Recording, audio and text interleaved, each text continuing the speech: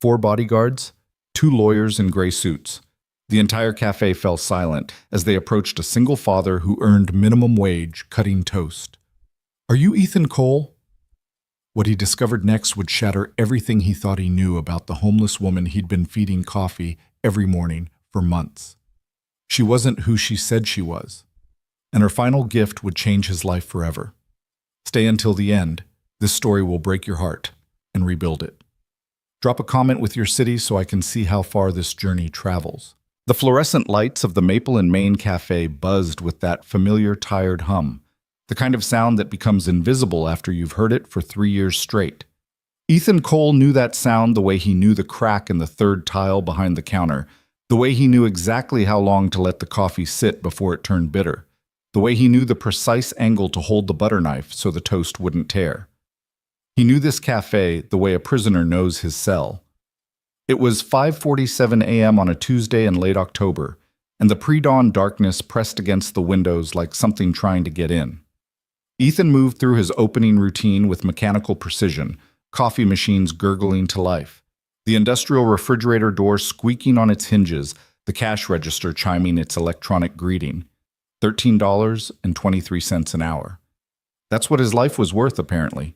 After taxes, after the child support payments that went to absolutely no one because Mason's mother had vanished 4 years ago, after the rent on their cramped one-bedroom apartment, Ethan Cole was worth approximately negative $37 at the end of each month. He'd done the math, multiple times. At 3 a.m., mostly, when sleep wouldn't come and the ceiling above his pull-out couch seemed to press down with the weight of every decision he'd ever made wrong. "You're here early." Ethan looked up to see Marge Whitmore, the cafe's owner, pushing through the back door with her usual expression of perpetual exhaustion. She was 63 years old, had owned this place for 27 years, and possessed the remarkable ability to make every sentence sound like an accusation. "Couldn't sleep?" Ethan said. Marge hung her coat on the hook by the door to her office. "That kid of yours keeping you up again?" "Mason sleeps fine. Better than I do. At his age, they should. Wait until he's a teenager. Then you'll really know what not sleeping looks like." She paused, studying him with those sharp gray eyes that missed nothing. "You look like death warmed over, Ethan." "Thank you, Marge. That's very kind." "I'm not paid to be kind. I'm paid to make sure this place doesn't burn down and the health inspector doesn't shut us down." She grabbed her apron from the hook. "Linda called in sick again. You're on double duty today." Ethan's heart sank, but he kept his face neutral. Double duty meant double the work for the same pay. It meant being on his feet for 12 hours straight. It meant getting home after Mrs. Patterson's patience with babysitting Mason had worn thin. Meant heating up whatever canned soup he could find. Meant falling into bed so exhausted that his bones ached. "Sure," he said. "No problem." Marge gave him a look that suggested she knew exactly how many problems it actually was, but she said nothing. That was the thing about Marge Whitmore. She wasn't cruel exactly. She was just someone who had run out of softness a long time ago, worn down by years of tight margins and difficult customers and employees who called in sick on the busiest days.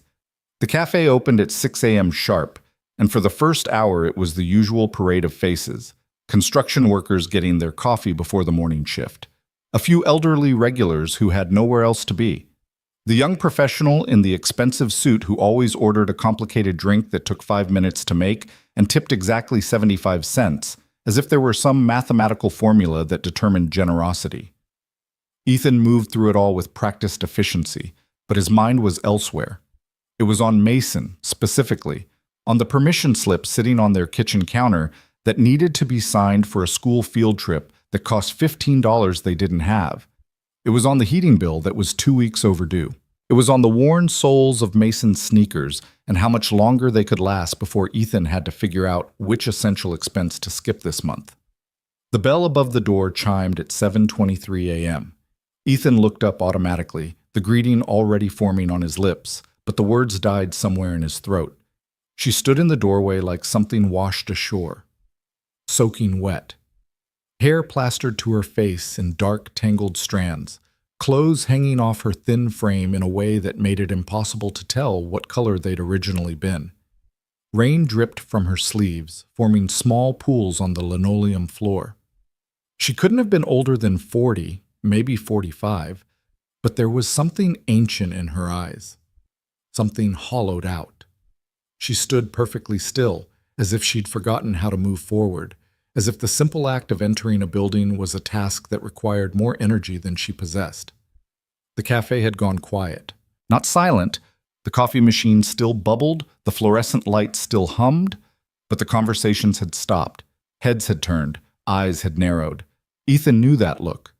He'd been on the receiving end of it himself, years ago, when his world had first fallen apart. The look that said, "You don't belong here. You're not one of us. Please leave so we can go back to pretending people like you don't exist." Marge emerged from the back, wiping her hands on her apron. "Oh, for God's sake, not another one." She started toward the woman with her shoulders squared. "Look, we've talked about this. You can't just—" "I've got it, Marge." The words were out of Ethan's mouth before he fully understood he was going to say them. Marge turned to look at him, eyebrows raised. "Got what exactly?" "I'll handle it." "Ethan, we can't have—" "I'll handle it," he repeated, and there was something in his voice that made Marge's objection die in her throat. She stared at him for a long moment, then threw up her hands and retreated to the back. Ethan grabbed a towel from behind the counter, one of the clean ones, not the ratty gray thing they used for spills, and walked slowly toward the woman in the doorway. She flinched when he got close, her whole body tensing like a cornered animal preparing for a blow. "Hey," he said softly. "It's okay. I'm just going to—" "Here?" He held out the towel. "You're soaked." She stared at the towel like it was a foreign object, like she'd forgotten what kindness looked like. "It's clean," Ethan added. "Promise." Slowly, so slowly it made his chest ache, she reached out and took it. Her fingers were shaking badly, and he noticed that her nails were broken, bitten down to the quick. "Thank you," she whispered, and her voice was hoarse, barely audible, like she hadn't used it in weeks. "There's a table in the back corner," Ethan said, gesturing. "It's warm over there. The heating vent runs right above it. Why don't you sit down and I'll bring you something hot to drink?" She shook her head, a quick, jerky motion. I don't have any." "It's on me," Ethan said. "Don't worry about it." Her eyes, and he saw now that they were a startling shade of green, vivid even in their exhaustion, filled with something that might have been hope or might have been fear. With people like her, he'd learned, the two often looked the same. "Why?" she asked. It was such a simple question, such an impossible one. Ethan thought about all the answers he could give. Because it's the right thing to do. Because I've been where you are.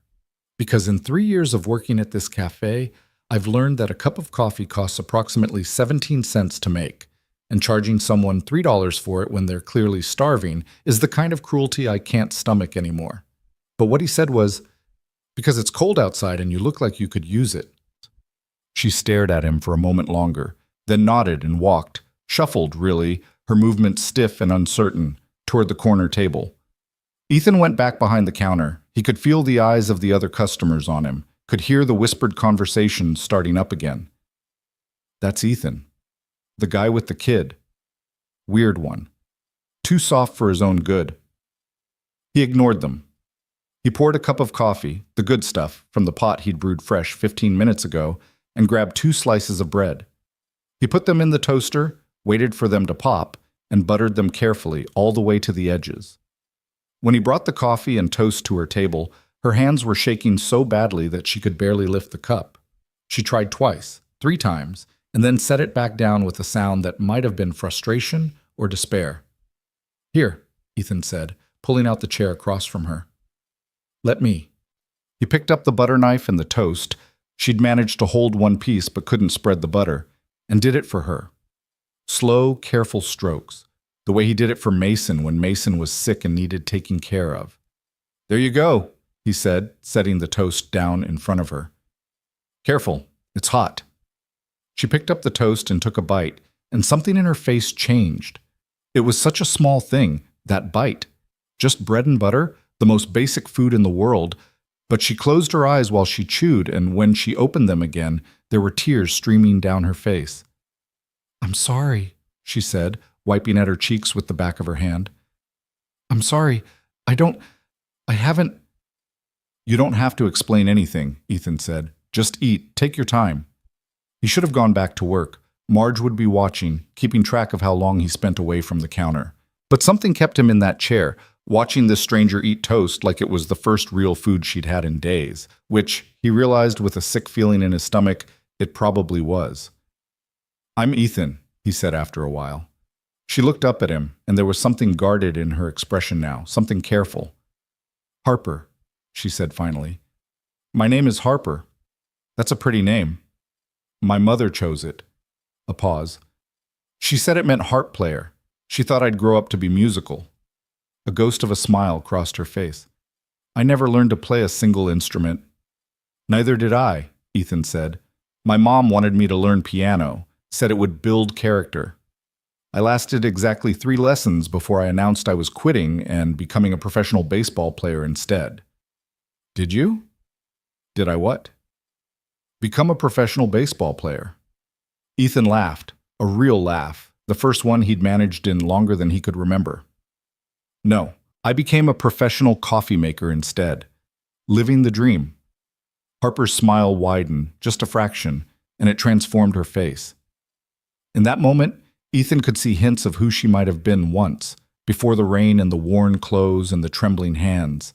Someone vibrant, someone alive. Ethan!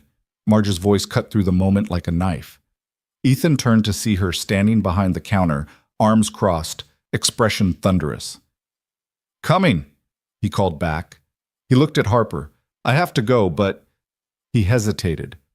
Will you be okay? Can I get you anything else before... This is more than enough, Harper said softly. This is more than I've had in... She stopped herself, shook her head. Thank you, Ethan. Truly. He nodded and stood up, but something made him pause. Harper? She looked up at him. Tomorrow, same time, same place. I'll have coffee ready for you. Her eyes widened. You don't have to... I know I don't have to. I want to. He smiled. Besides, I make a mean piece of toast. It would be criminal not to share it with the world. He walked away before she could argue, before Marge's glare could burn a hole through his back, before he could think too hard about what he was doing and why. The rest of the day passed in a blur of orders and complaints, and the endless rhythm of coffee pour smile repeat. By the time Ethan clocked out at 6 p.m., his feet were screaming and his back felt like it had been used as a punching bag. He picked up Mason from Mrs. Patterson's apartment 2 floors below theirs. Mrs. Patterson was 72 years old, widowed, and had a deep suspicion of anything that had been invented after 1985. But she loved Mason with a fierce protectiveness that made Ethan forgive every lecture she gave him about kids these days and their screens. He ate all his dinner, Mrs. Patterson reported, handing Mason off at the door, including the broccoli. Didn't even complain. Really? Ethan looked down at his son, who was studiously avoiding his gaze. Mason, did you really eat the broccoli? I hid it in my napkin, Mason admitted in a whisper, but I was going to eat it, eventually. Mrs. Patterson snorted. Children think they're so clever. I found it in my trash can, by the way, wrapped in exactly 14 napkins. Ethan tried to look stern, but Mason's guilty expression was too adorable to maintain the facade. We'll work on the broccoli, he promised Mrs. Patterson. See that you do. Growing boy needs his vegetables. Back in their apartment, which was really just a studio with a thin wall dividing the bedroom from the living area, both terms used generously. Ethan heated up canned chicken noodle soup while Mason sat at the fold-out table doing his homework. Dad? Yeah, buddy? Tommy Kramer says that his dad makes $100,000 a year. Ethan stirred the soup, keeping his face neutral. Does he? Yeah. And he says that means Tommy's dad is 100 times better than you because you only make... Mason frowned, doing the math in his head. Like, not $100,000. The spoon stopped moving in the pot. Ethan stood very still for a moment, feeling something hot and sharp behind his ribs that might have been anger or might have been shame. Mason, he said carefully, do you think how much money someone makes determines how good they are as a person? Mason thought about it. Tommy says it does. And what do you think? I think Mason chewed on his pencil, a habit Ethan had tried and failed to break. I think Tommy's dad isn't home very much because he's always working, and Tommy says he doesn't remember the last time his dad played catch with him. Ethan turned off the stove and walked over to the table. He crouched down so he was at eye level with his son. When's the last time I played catch with you? Mason grinned. Yesterday, in the hallway. Mrs. Patterson yelled at us. That she did. Ethan ruffled Mason's hair. Look, buddy, I'm not going to lie to you. We don't have a lot of money. We probably won't ever have a lot of money. But I promise you this. There is nothing in this world more important to me than you. Nothing. Not money, not work, not anything. You're my number one priority, always. Mason's eyes were serious behind his two big glasses. Even more than coffee? Ethan pretended to think about it. Well, coffee is pretty important. Dad! I'm kidding. He pulled Mason into a hug. Yes, more than coffee. More than anything. They ate dinner together, soup and crackers, the same meal they'd had 3 times this week, and then Ethan helped Mason with his math homework. Division. Mason hated division. He said the numbers didn't make sense, that cutting things into pieces was mean. What if the numbers don't want to be divided? Mason asked, glaring at a problem involving 14 apples shared among 7 friends. What if they want to stay together? Then they'll have to work it out in therapy, Ethan said. Come on, focus. 14 divided by 7. 2, Mason grumbled. Mason, but I'm registering my protest. Noted and filed under things Dad will worry about later.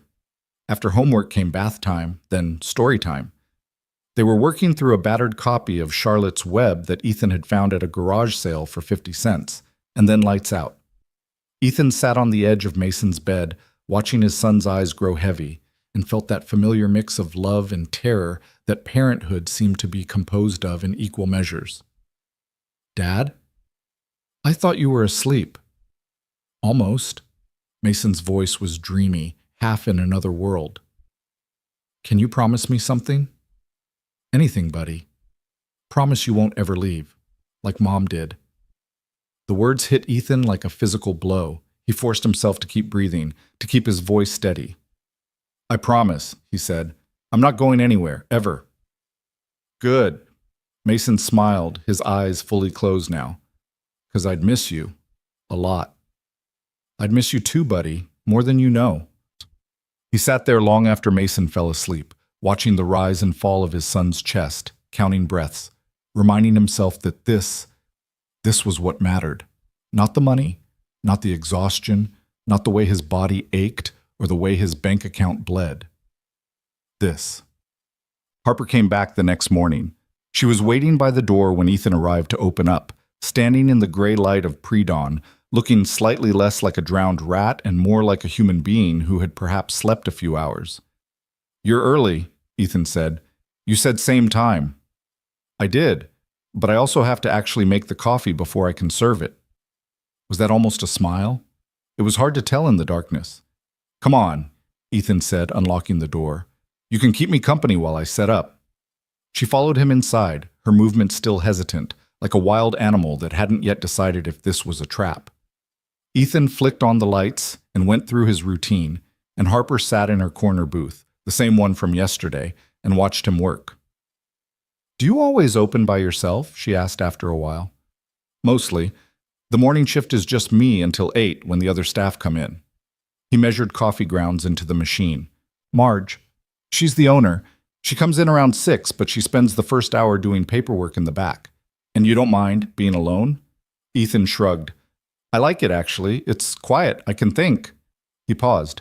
Plus, nobody bothers me about upselling pastries at 5:30 in the morning. Is that a thing? Upselling pastries? Oh, you have no idea. Marge has this whole system. Would you like a muffin with that coffee? These scones are fresh from the oven.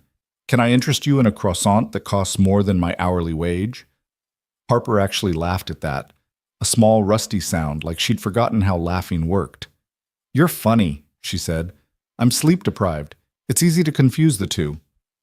He brought her coffee and toast when they were ready, and she ate more slowly today, less desperately. Her hands were still shaking, but not as badly as before. "Can I ask you something?" Ethan said. She looked up at him warily. "Where did you sleep last night?" The wariness deepened. She set down her toast. "You don't have to tell me," Ethan added quickly. I'm not trying to pry. He ran a hand through his hair. "I have a kid, Mason. He's 7, and I keep thinking, what if something happened to me? What if he ended up alone on the streets, and there was no one to—" He stopped himself. "Sorry, I'm rambling." "There's a shelter on 5th Street, Harper said quietly. "The beds are gone by 8 o'clock, but if you get there early enough—" She shrugged. "It's better than the alternatives." "How long have you been—" Ethan hesitated, not sure how to phrase it. "Homeless?" Harper finished for him. "You can say the word. It's not profanity." She wrapped her hands around her coffee cup, staring into its depths. 11 months, though it feels longer. Time moves differently when you have nowhere to be. "What happened, if you don't mind me asking?" For a long moment, Harper said nothing. Then, everything fell apart. That's the short version. The long version is complicated. Most long versions are. "I had a life once, a real one. A home, a career, people who cared about me. Or at least I thought they cared about me. It turns out," she laughed bitterly, "it turns out that when the money runs out, so do the people." Ethan nodded slowly. "I know something about that." "Do you?" "My wife left when Mason was 3. Just walked out one day. Said she couldn't do it anymore. The struggling, the scraping by, the constant stress. She said she felt like she was drowning, and staying with us was only dragging her down further." He paused. "Haven't seen her since. Haven't heard from her either. It's like she just erased us. Like we never existed." Harper's expression softened. "I'm sorry." "Don't be. We're better off without her, honestly. At least now I know who's really committed to this family." He smiled wryly. "Even if this family is just me and a 7-year-old with strong opinions about broccoli. Tell me about him, Mason." Ethan's whole face changed when he talked about his son, lit up from within, animated in a way it hadn't been before. "He's incredible. Stubborn as hell, but incredible. He's got this imagination, you know? He makes up these stories, these elaborate worlds with heroes and villains and talking animals. He wants to be a writer when he grows up. Or maybe an astronaut. Depends on the day. A writer-astronaut, best of both worlds. That's what he says. He wants to write books about space. First-hand experience required, according to him." Harper smiled. A real smile this time, one that reached her eyes. "He sounds special." "He is.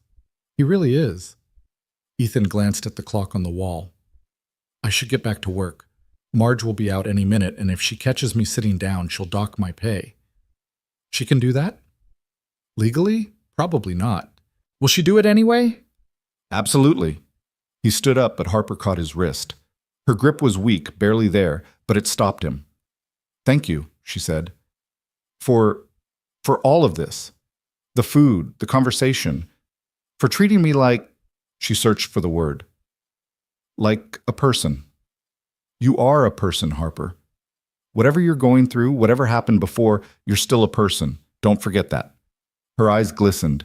She nodded once, quickly, and let him go, each quote. The days turned into weeks. Harper became a fixture at the Maple and Main Cafe, arriving every morning with the first gray light of dawn, taking her seat in the corner booth. Ethan always had her coffee ready, black, 2 sugars, exactly the way she liked it, and toast with butter cut edge to edge.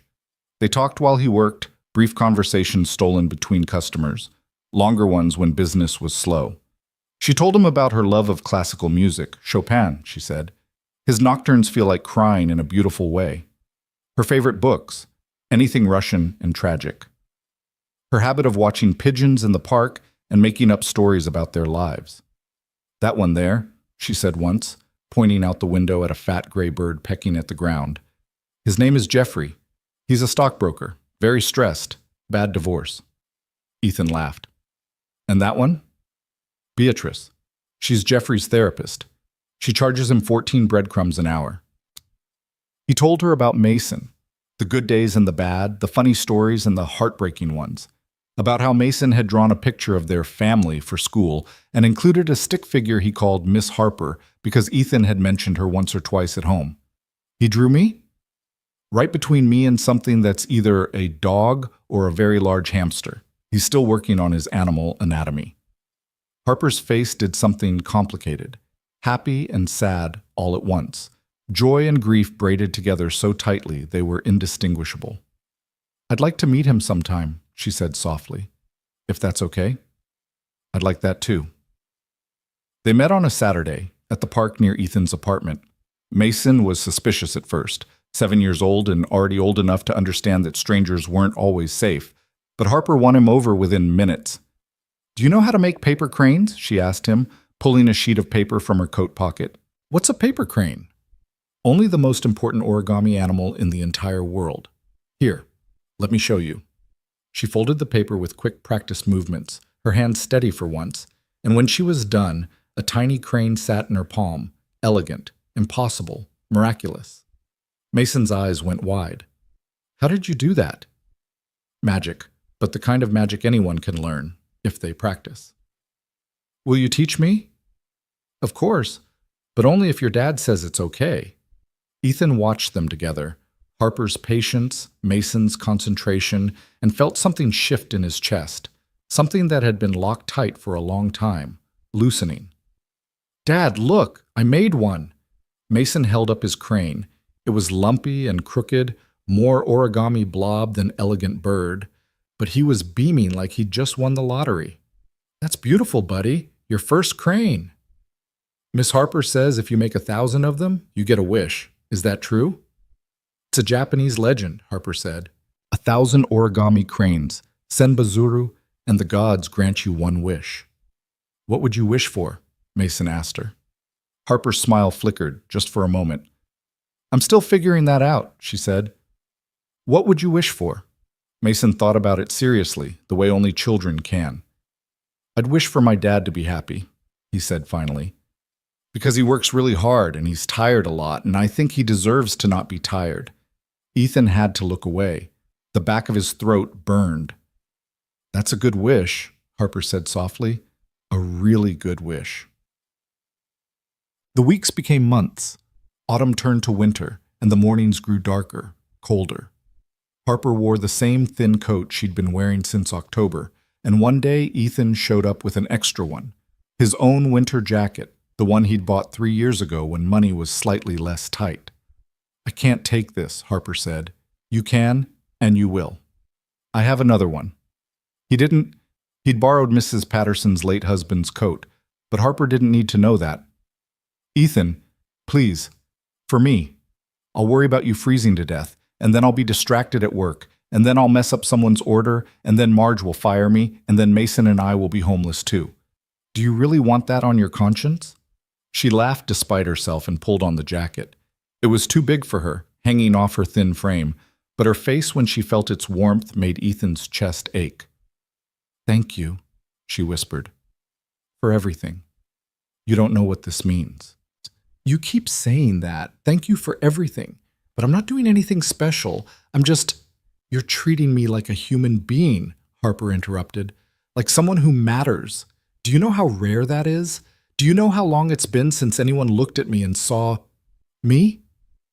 Ethan didn't have an answer for that, so he just nodded and went back to making coffee. One evening, after Mason was in bed, Ethan sat at the kitchen table and stared at the stack of bills in front of him. The numbers swam before his eyes.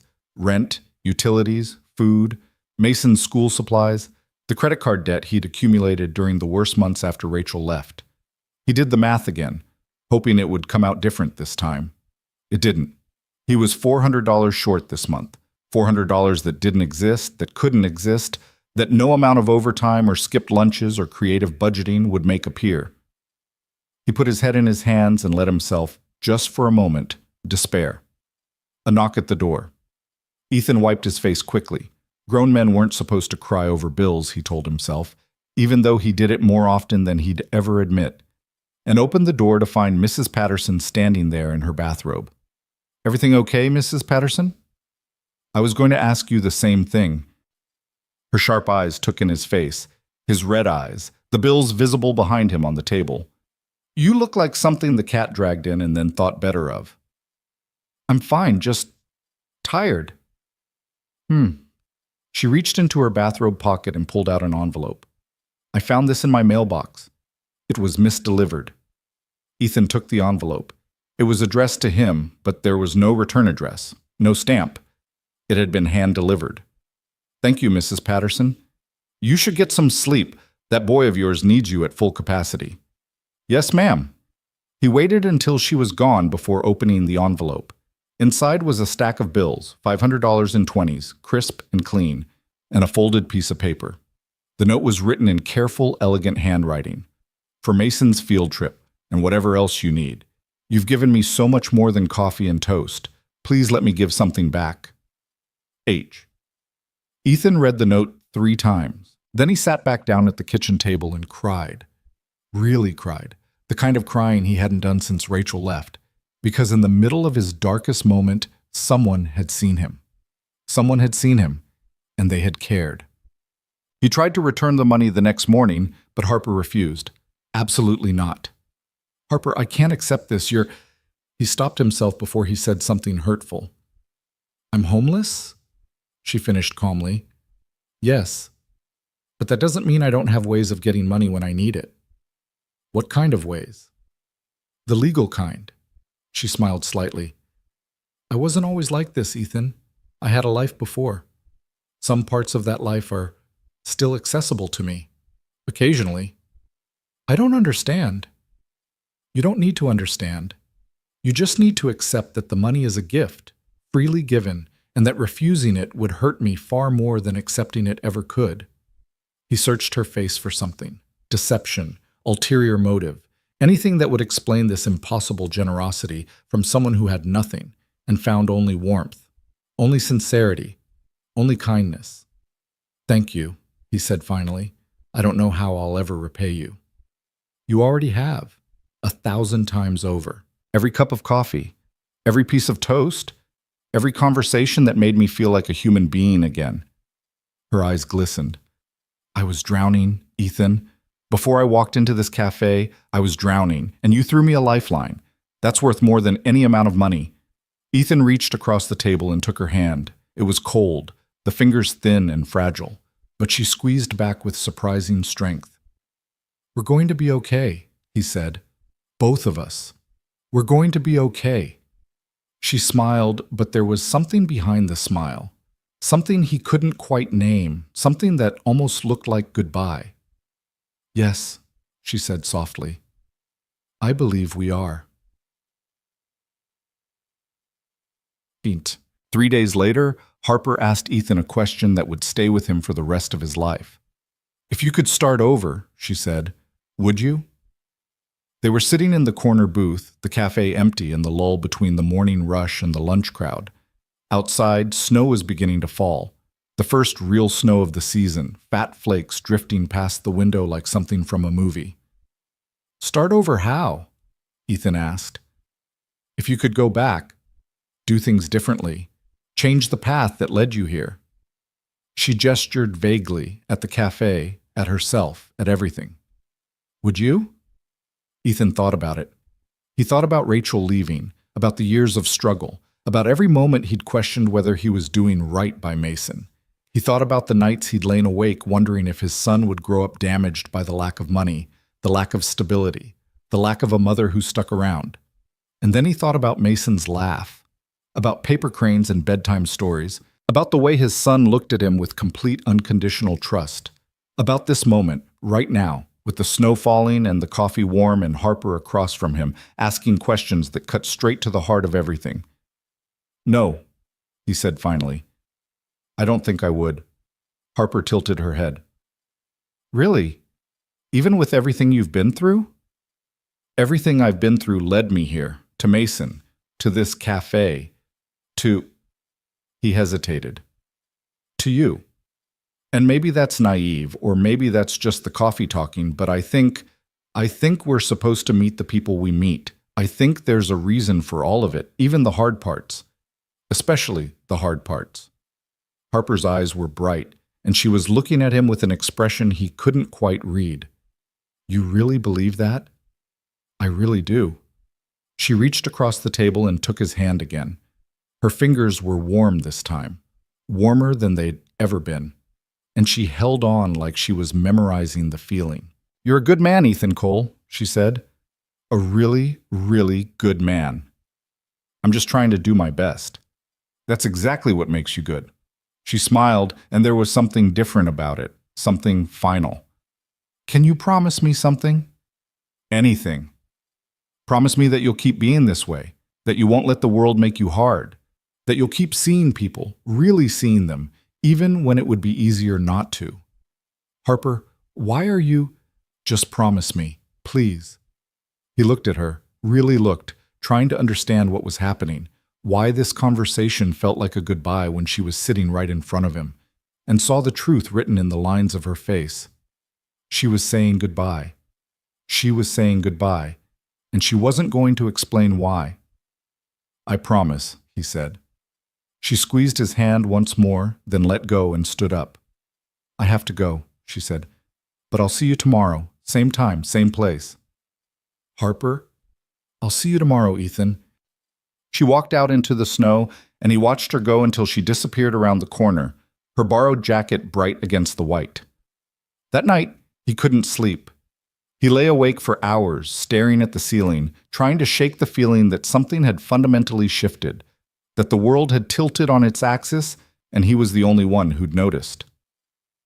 The next morning, Harper didn't come, or the morning after that, or the morning after that. On the third day, Ethan arrived at the cafe 2 hours early, before dawn, before even the first gray light. He waited by the door, watching the street, counting the minutes. She never came. By the fourth day, the worry had turned to fear. By the fifth, fear had become something closer to panic. He called the shelter on 5th Street. No one by that name, they said. He walked the streets near the cafe, asking anyone who would listen if they'd seen a woman with green eyes and a too big coat. He did everything he could think of and came up with nothing.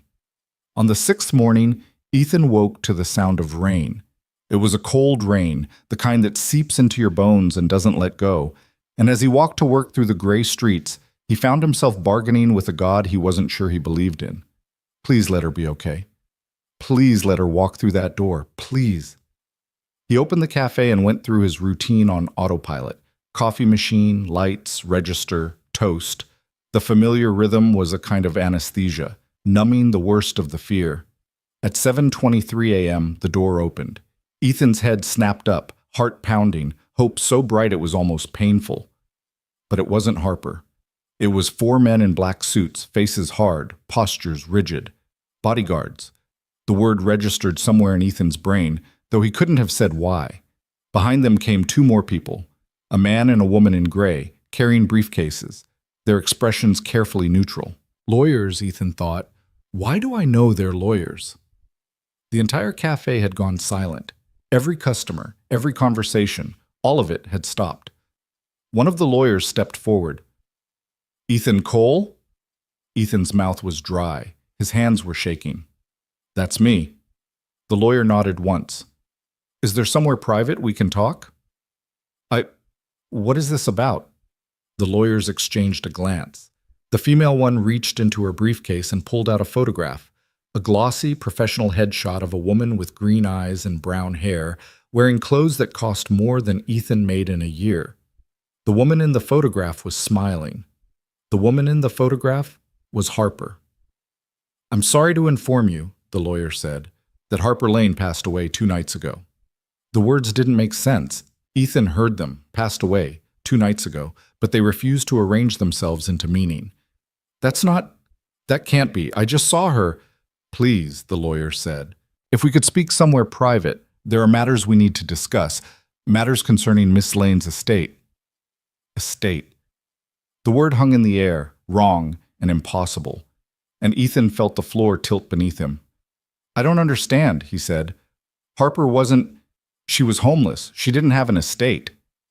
The lawyers exchanged another glance, and something shifted in their expressions, something almost like pity.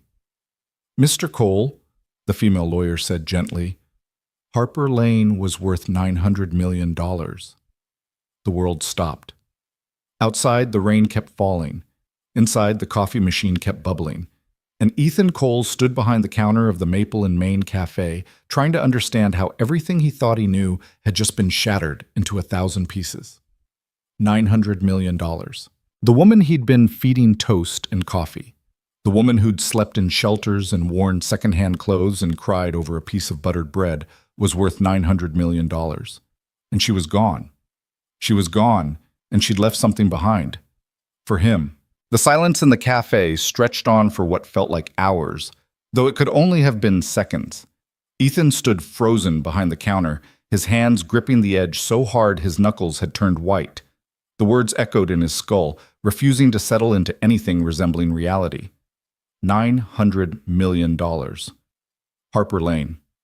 Passed away 2 nights ago. Mr. Cole? The female lawyer's voice cut through the fog. Perhaps we should sit down. Ethan nodded mechanically, his body moving without conscious thought. He walked around the counter on legs that felt like they belonged to someone else and led the group to Harper's booth. Her booth, the corner table where she'd sat every morning, where they'd talked about paper cranes and Russian novels and the secret lives of pigeons. The bodyguards remained standing, 2 by the door and 2 flanking the table, their faces expressionless. The lawyers slid into the booth across from Ethan, setting their briefcases on the table with a soft click. My name is Victoria Chen, the female lawyer said, and this is my colleague, Robert Hartley. We represent the estate of Harper Elaine Lane. I don't understand, Ethan managed. His voice sounded strange to his own ears, distant, hollow. Harper was homeless. She slept in shelters. She couldn't even afford breakfast. How could she possibly be worth $917 million to be precise? Robert Hartley interjected. He had a clipped, efficient way of speaking, as if every word cost money, though that figure fluctuates somewhat depending on market conditions. Victoria Chen shot her colleague a look that suggested he'd said the wrong thing, then turned back to Ethan with an expression of practiced sympathy. Mr. Cole, I understand this must be incredibly confusing for you. Perhaps it would help if we started at the beginning. Please. The word came out as barely more than a whisper. Please, just tell me what's going on. Tell me who she really was. Victoria Chen opened her briefcase and withdrew a thick manila folder. She laid it on the table between them, and Ethan saw Harper's name printed on the tab in neat official letters. Harper Elaine Lane, Victoria began, was born on March 15, 1979, in Greenwich, Connecticut. Her father, William Lane, was the founder and CEO of Lane Technologies, a semiconductor company that he built from nothing into one of the most successful tech firms on the East Coast. Her mother, Catherine, came from old money, the Ashworth family of Boston. Harper was their only child. Ethan listened, his mind struggling to reconcile the woman in this story with the trembling figure who'd stood in the doorway of his cafe, soaked with rain, unable to butter her own toast. Harper attended the finest schools, Victoria continued. Boarding school in Switzerland, undergraduate at Yale, graduate work at Oxford. She was brilliant, genuinely brilliant. She had a gift for languages, spoke 7 fluently, and could have done anything she wanted with her life. After Oxford, she returned to the States and began working at her father's company, quickly rising through the ranks. By 30, she was being groomed to take over as CEO. What happened? Ethan asked. How did she end up? He couldn't finish the sentence. Victoria's expression tightened slightly. A series of tragedies, Mr. Cole, the kind that would break most people. She paused, as if considering how much to reveal. It started 7 years ago with her father's death. Heart attack, very sudden. Harper inherited everything, the company, the estate, the fortune. But along with the money came responsibilities she wasn't prepared for, and people who saw her inheritance as an opportunity. What kind of people? The wrong kind. Robert Hartley leaned forward. Within a year of her father's death, Harper was engaged to a man named Marcus Webb. Charming, handsome, seemingly devoted to her. He was also, as we later discovered, a con artist who had specifically targeted her for her wealth. Ethan's stomach turned. He used her. Extensively. The marriage lasted 3 years. During that time, Marcus systematically isolated Harper from her friends, her extended family, anyone who might have noticed what was happening. He convinced her that the people in her life were only interested in her money. Ironic, given that he was the one bleeding her dry. By the time she discovered the extent of his manipulation, he had siphoned off nearly $40 million through a network of shell companies and fake investments. But she was still wealthy, Ethan said, trying to understand. Even after losing $40 million, she still had hundreds of millions left. How did she end up homeless? Victoria and Robert exchanged a look that Ethan couldn't quite read. The money wasn't the point, Victoria said quietly. The money was never the point. What Marcus took from Harper was far more valuable than $40 million. He took her ability to trust, her faith in humanity, her belief that anyone could love her for who she was, rather than what she had. The words hit Ethan like a physical blow. He thought of Harper's face that first morning, the way she'd flinched when he approached her, the disbelief in her eyes when he'd offered her a simple cup of coffee with no strings attached. After the divorce, Victoria continued, Harper retreated from public life. She sold the company, liquidated most of her assets, and put everything into trust. She told us, her legal team, that she wanted to disappear. She said she needed to find out who she was without the money, without the name, without all the things that had brought the wrong people into her life. So she became homeless on purpose? Ethan couldn't keep the incredulity out of his voice. Not exactly. It's more accurate to say she chose anonymity. She lived simply, under the radar, moving from city to city. She had access to funds if she needed them, but she rarely used them. She wanted to see how the world treated people who had nothing. She wanted to understand what it felt like to be invisible. For 2 years, Robert added, she lived on the margins of society, shelters, soup kitchens, park benches. She kept detailed journals of her experiences, which she intended to publish someday as a commentary on wealth inequality and the treatment of the homeless in America. Ethan thought of all the mornings they'd spent together, all the conversations about nothing and everything. Not once had Harper mentioned writing. Not once had she hinted at any of this. Why didn't she tell me? The question emerged before he could stop it, carrying with it a weight of hurt he hadn't realized he was feeling. All those months, she never said a word. She let me believe she was just another person struggling to survive. Victoria's expression softened. That's precisely why she didn't tell you, Mr. Cole. Because you believed it. Because you treated her exactly the same whether she had $900 million or 9 cents. Do you understand how rare that is? How precious? Ethan shook his head slowly, not in denial, but in bewilderment. In her journals, Victoria said, reaching into the folder and withdrawing a leather-bound notebook, she wrote extensively about you, about this cafe, about the kindness you showed her when you had every reason not to. She called you, Victoria paused, flipping to a marked page. She called you the first genuinely good person I've met in years.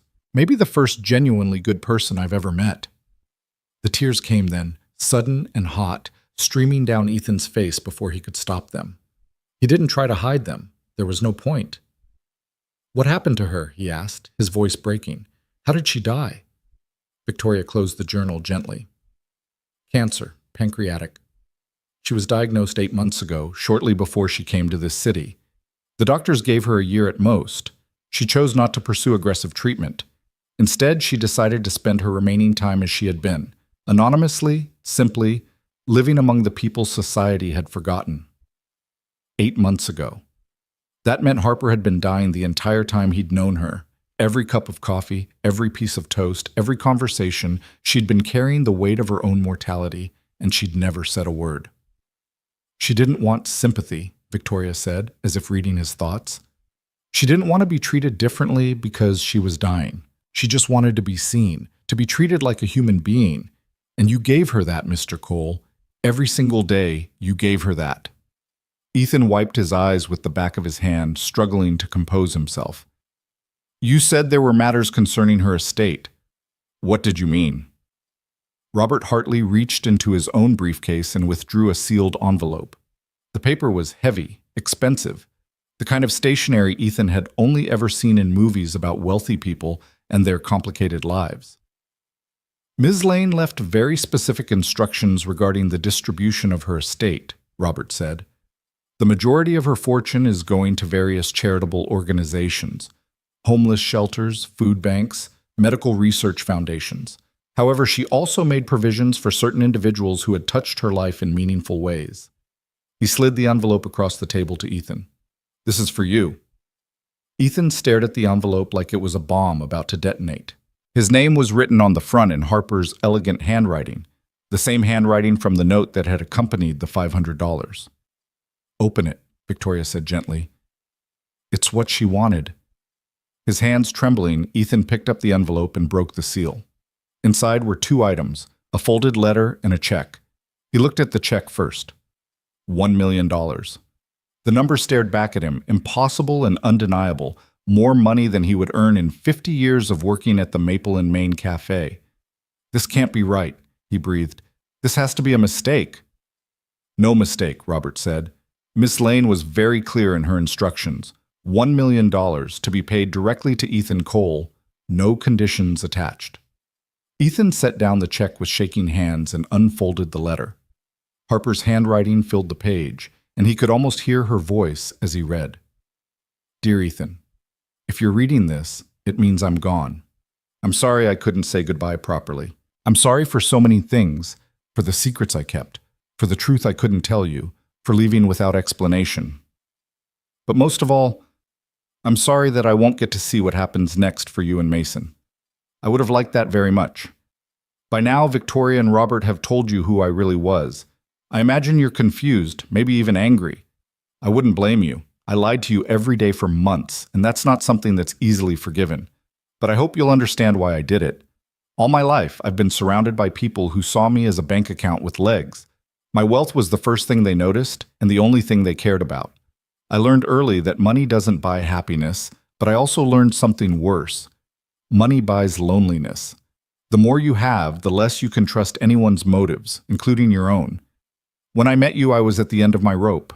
Not just because of the diagnosis, though that certainly didn't help, but because I had lost faith in humanity entirely. I had decided that people were fundamentally selfish, that kindness was always transactional, that no one did anything good unless there was something in it for them. And then you handed me a towel. You buttered my toast. You sat with me and talked to me like I mattered. You didn't know who I was. You didn't know what I had. You just saw a person in need and you helped. No questions, no conditions, no expectations. Ethan, you have no idea how rare that is. You have no idea what it meant to me. The money I'm leaving you isn't payment for your kindness. Kindness like yours can't be bought. It's a gift, freely given, because I want you to have the chance I never got, the chance to start over without the weight of financial worry crushing you. Use it to build a life for yourself and Mason. Take him on the field trip. Buy him new shoes. Pay off your debts. And maybe, if there's anything left over, do something good for someone who needs it. Not because you have to, because you want to. You asked me once if I could start over, would I? At the time, I wasn't sure how to answer, but I've thought about it a lot since then, and I've finally figured it out. No, I wouldn't change anything, because everything I went through, the pain, the betrayal, the loneliness, it all led me to that rainy morning when I walked into your cafe. It led me to you. And knowing you, even for these few short months, was worth every moment of suffering that came before. You saw me, Ethan. When the world refused to, you saw me. Please don't let my death change you. Please don't let it make you hard or cynical or afraid. Keep being the person you are. Keep buttering toast for strangers. Keep seeing people when no one else will. The world needs more people like you. Thank you for everything. Thank you for the coffee and the toast and the conversations. Thank you for letting Mason fold paper cranes with me. Thank you for treating me like a human being when I had forgotten I was one. I'll be watching over you both. I believe that now, even though I'm not sure I believed it before I met you. You taught me that there's still good in the world. That's a gift no amount of money could ever repay. Start over. Build something good. And remember me kindly. With all my love, Harper. Ethan read the letter 3 times, tears streaming down his face, his heart breaking and mending and breaking again with every word. When he finally looked up, Victoria Chen was watching him with an expression of genuine compassion. She cared about you very much, Victoria said softly.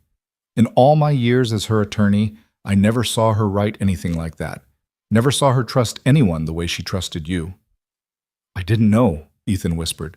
"I didn't know any of it. I just gave her coffee." Sometimes that's enough. Sometimes that's everything. Robert Hartley cleared his throat, shifting uncomfortably in a way that suggested emotional displays weren't his forte. "There are some practical matters we need to discuss.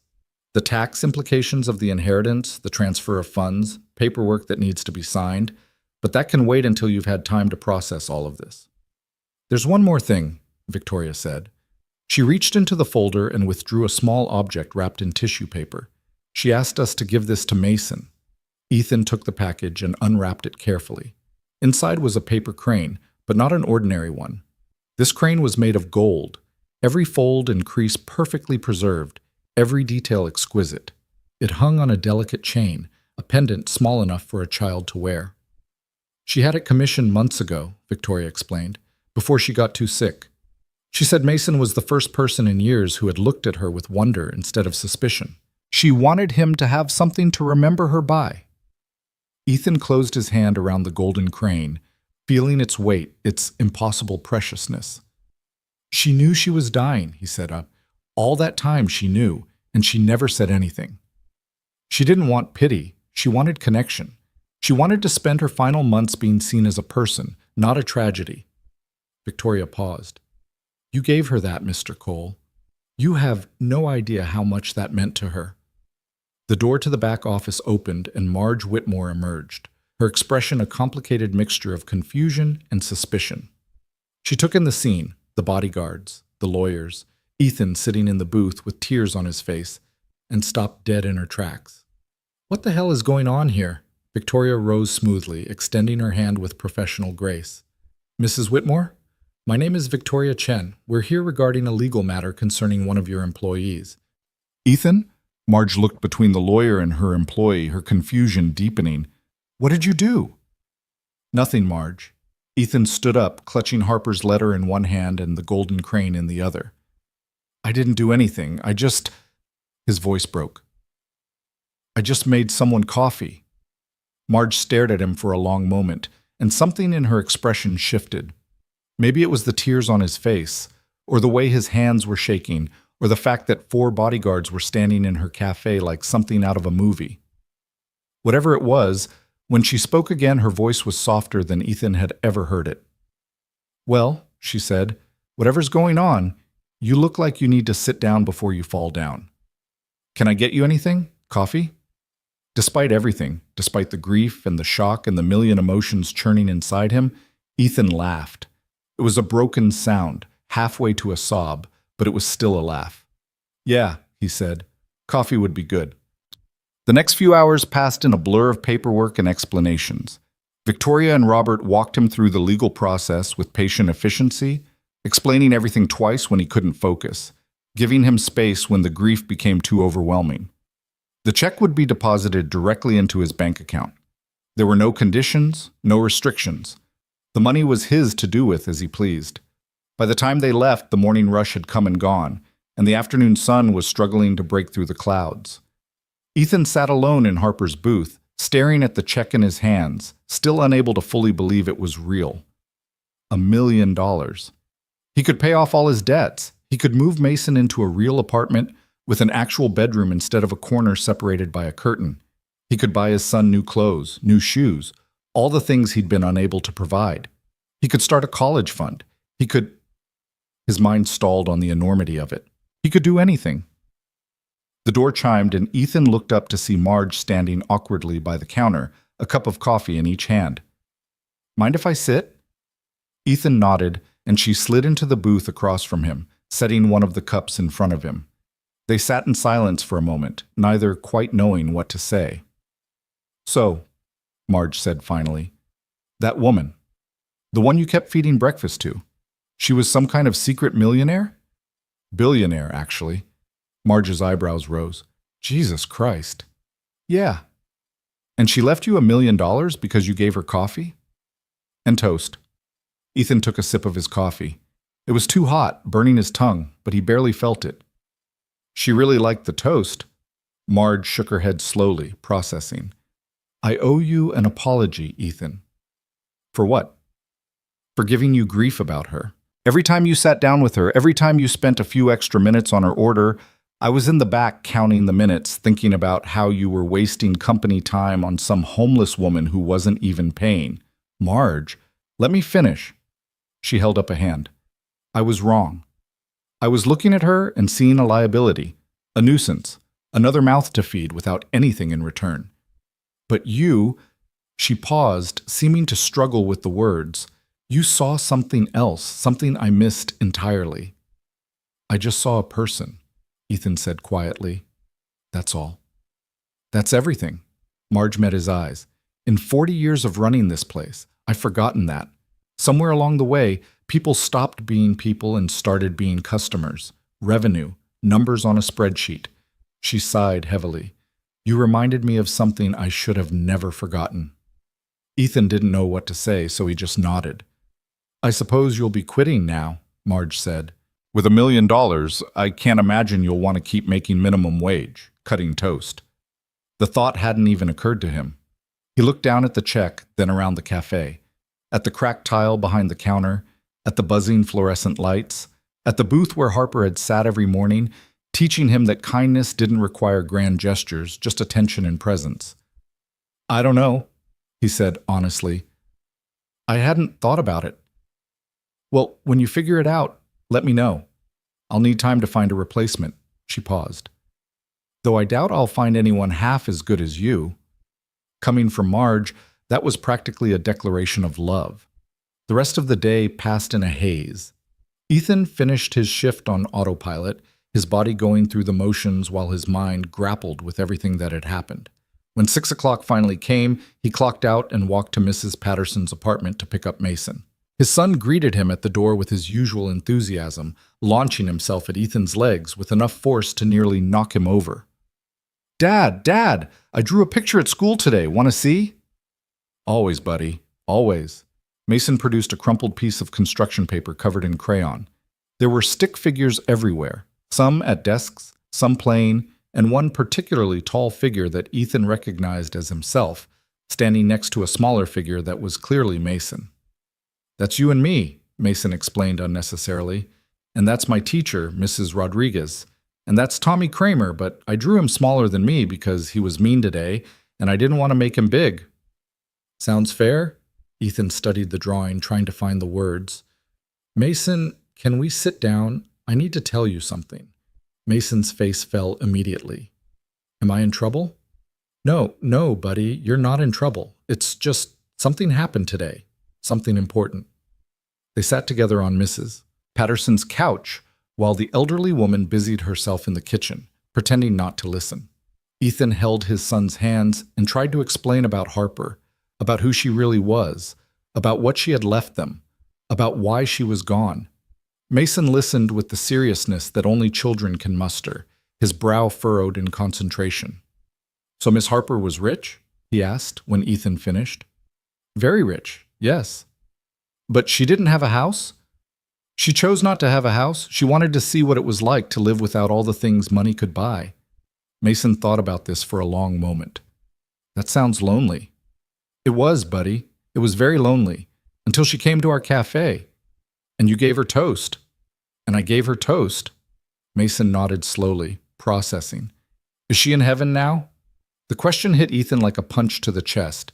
He thought about Harper's letter, about her words. I'll be watching over you both. I believe that now. I think so, he said, his voice thick. I think she's somewhere good. That's okay then. Mason reached into his pocket and pulled out a crumpled piece of paper. Look, Dad, I made another crane. I've been practicing like Miss Harper showed me. Ethan took the paper crane, lopsided and imperfect and absolutely beautiful, and felt something break open in his chest. She left something for you too, he said, reaching into his own pocket. She wanted you to have it. He held out the golden crane pendant, and Mason's eyes went wide. Is that real gold? Yes. Like real gold. Real gold. Mason took the pendant carefully, reverently, holding it up to the light. The gold caught the glow from the window, sparkling like something magical. She made this for me? She had it made for you, because you were special to her, because you looked at her with wonder instead of suspicion. What does suspicion mean? It means not trusting someone. Thinking they might hurt you. Mason considered this. Why would anyone think Miss Harper would hurt them? She was nice. I don't know, buddy. Some people have trouble seeing the good in others. That's sad, Mason said simply. He slipped the chain over his head, adjusting the crane so it hung perfectly in the center of his chest. I'm going to wear this forever, so she knows I remember her. Ethan pulled his son into a hug, holding him tight, feeling the weight of the day finally crash over him in a wave of exhaustion and grief, and something that might have been hope. She knows, buddy, he whispered into Mason's hair. I promise she knows. That night, after Mason was in bed, Ethan sat at the kitchen table with Harper's letter spread out before him. He read it again and again, memorizing every word, every loop and curve of her handwriting. He thought about everything she'd said, every piece of advice she'd given him. Start over. Build something good. The words echoed in his mind, settling into his bones. He thought about the $1 million sitting in his bank account, more money than he'd ever seen in his life. He thought about all the ways he could use it, the debts he could pay, the things he could buy, the security he could finally provide for his son.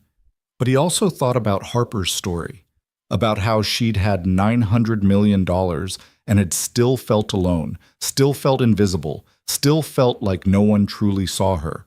Money couldn't buy what Harper had been searching for. Money couldn't buy what he had given her with coffee and toast and conversation. Please don't let my death change you, she had written. Please don't let it make you hard or cynical or afraid. Keep being the person you are. Ethan folded the letter carefully and placed it back in its envelope. Then he pulled out a sheet of paper, plain lined paper from Mason's school supplies, and began to write. He didn't know exactly what he was going to say. He didn't have a plan, a mission statement, a clear vision of the future. He just knew that Harper's gift deserved more than personal comfort. It deserved to become something bigger than himself. The Harper Lane Foundation, he wrote at the top of the page. The words looked strange, too official for a piece of lined paper, too ambitious for a single father who made minimum wage cutting toast. But as he stared at them, something clicked into place. Harper had spent her final months trying to understand what it felt like to be invisible. She had wanted to know how the world treated people who had nothing. Now he knew the answer, and he knew what he had to do about it. He began writing, words flowing faster than thought. Ideas for programs, for outreach, for ways to help people who had slipped through society's cracks. Homeless shelters that treated residents like human beings instead of problems to be managed. Job training programs for single parents. Financial literacy classes for people trying to rebuild their lives. He wrote until his hand cramped and his eyes burned, until the first gray light of dawn began to creep through the window. And when Mason woke up 2 hours later, rubbing sleep from his eyes and asking what was for breakfast, Ethan was still at the table, surrounded by pages of notes and plans and dreams. Dad? Did you stay up all night? Ethan looked up at his son, at the golden crane hanging around his neck, at the confused but trusting expression on his face, and smiled. Yeah, buddy, I did.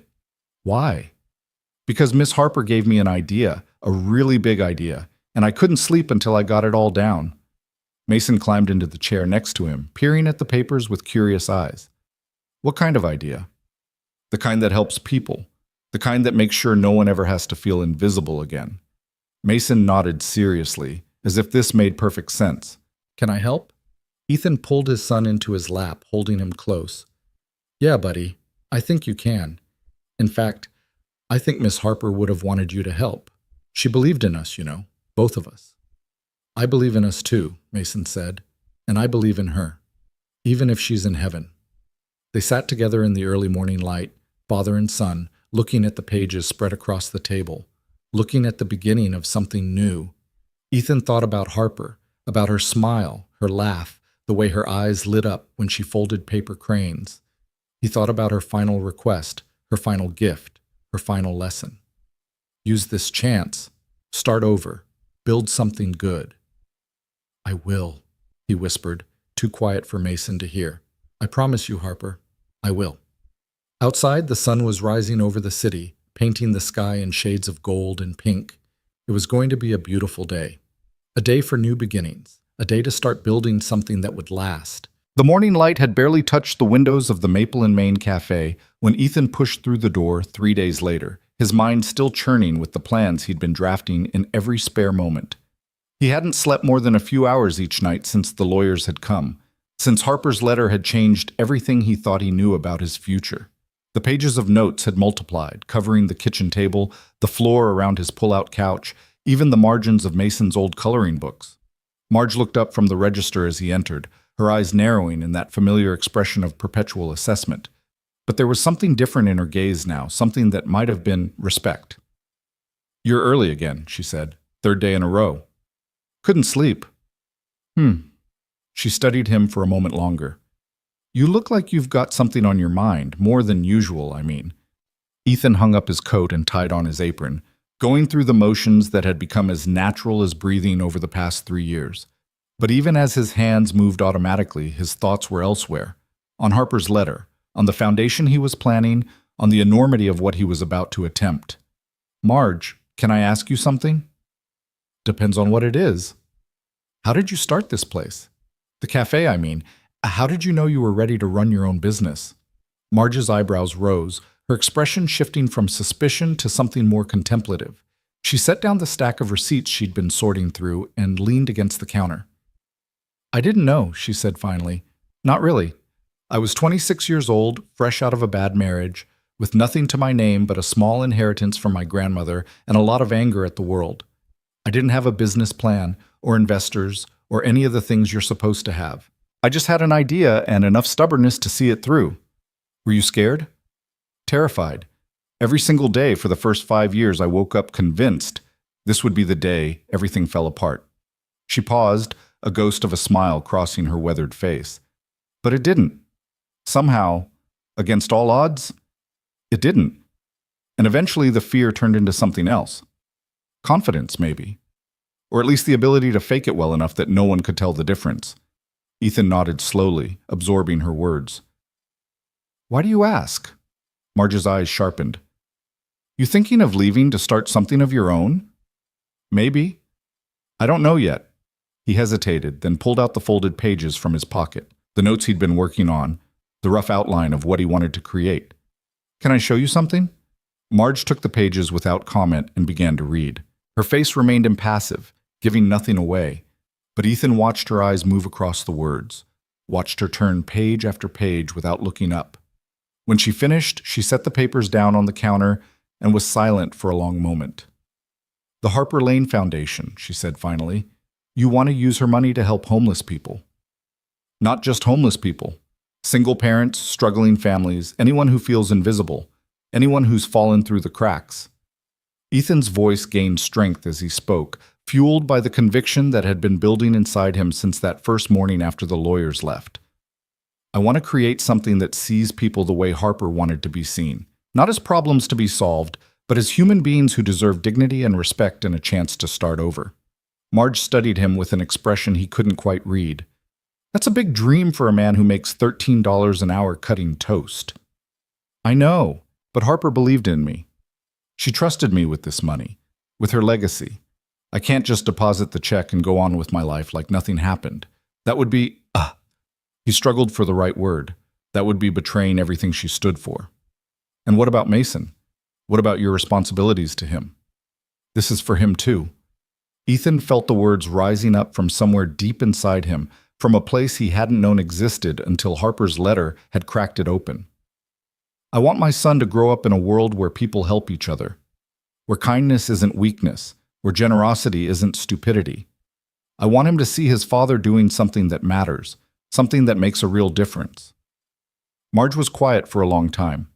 The coffee machine bubbled in the silence, and somewhere outside a car horn honked. "You know," she said finally, "when you first came to work here, I thought you were just another hard-luck case, another single father with sad eyes and a chip on his shoulder, working a dead-end job because there was nothing else. I figured you'd last 6 months, maybe a year, before you burned out or gave up or found something better. And now? Now I think I was wrong about you." She picked up the papers and handed them back to him. I think you might actually be able to do this, but you're going to need help. A lot of it. Do you have any idea how to start a nonprofit organization? The legal requirements, the tax implications, the bureaucratic nightmare of paperwork? Ethan's heart sank slightly.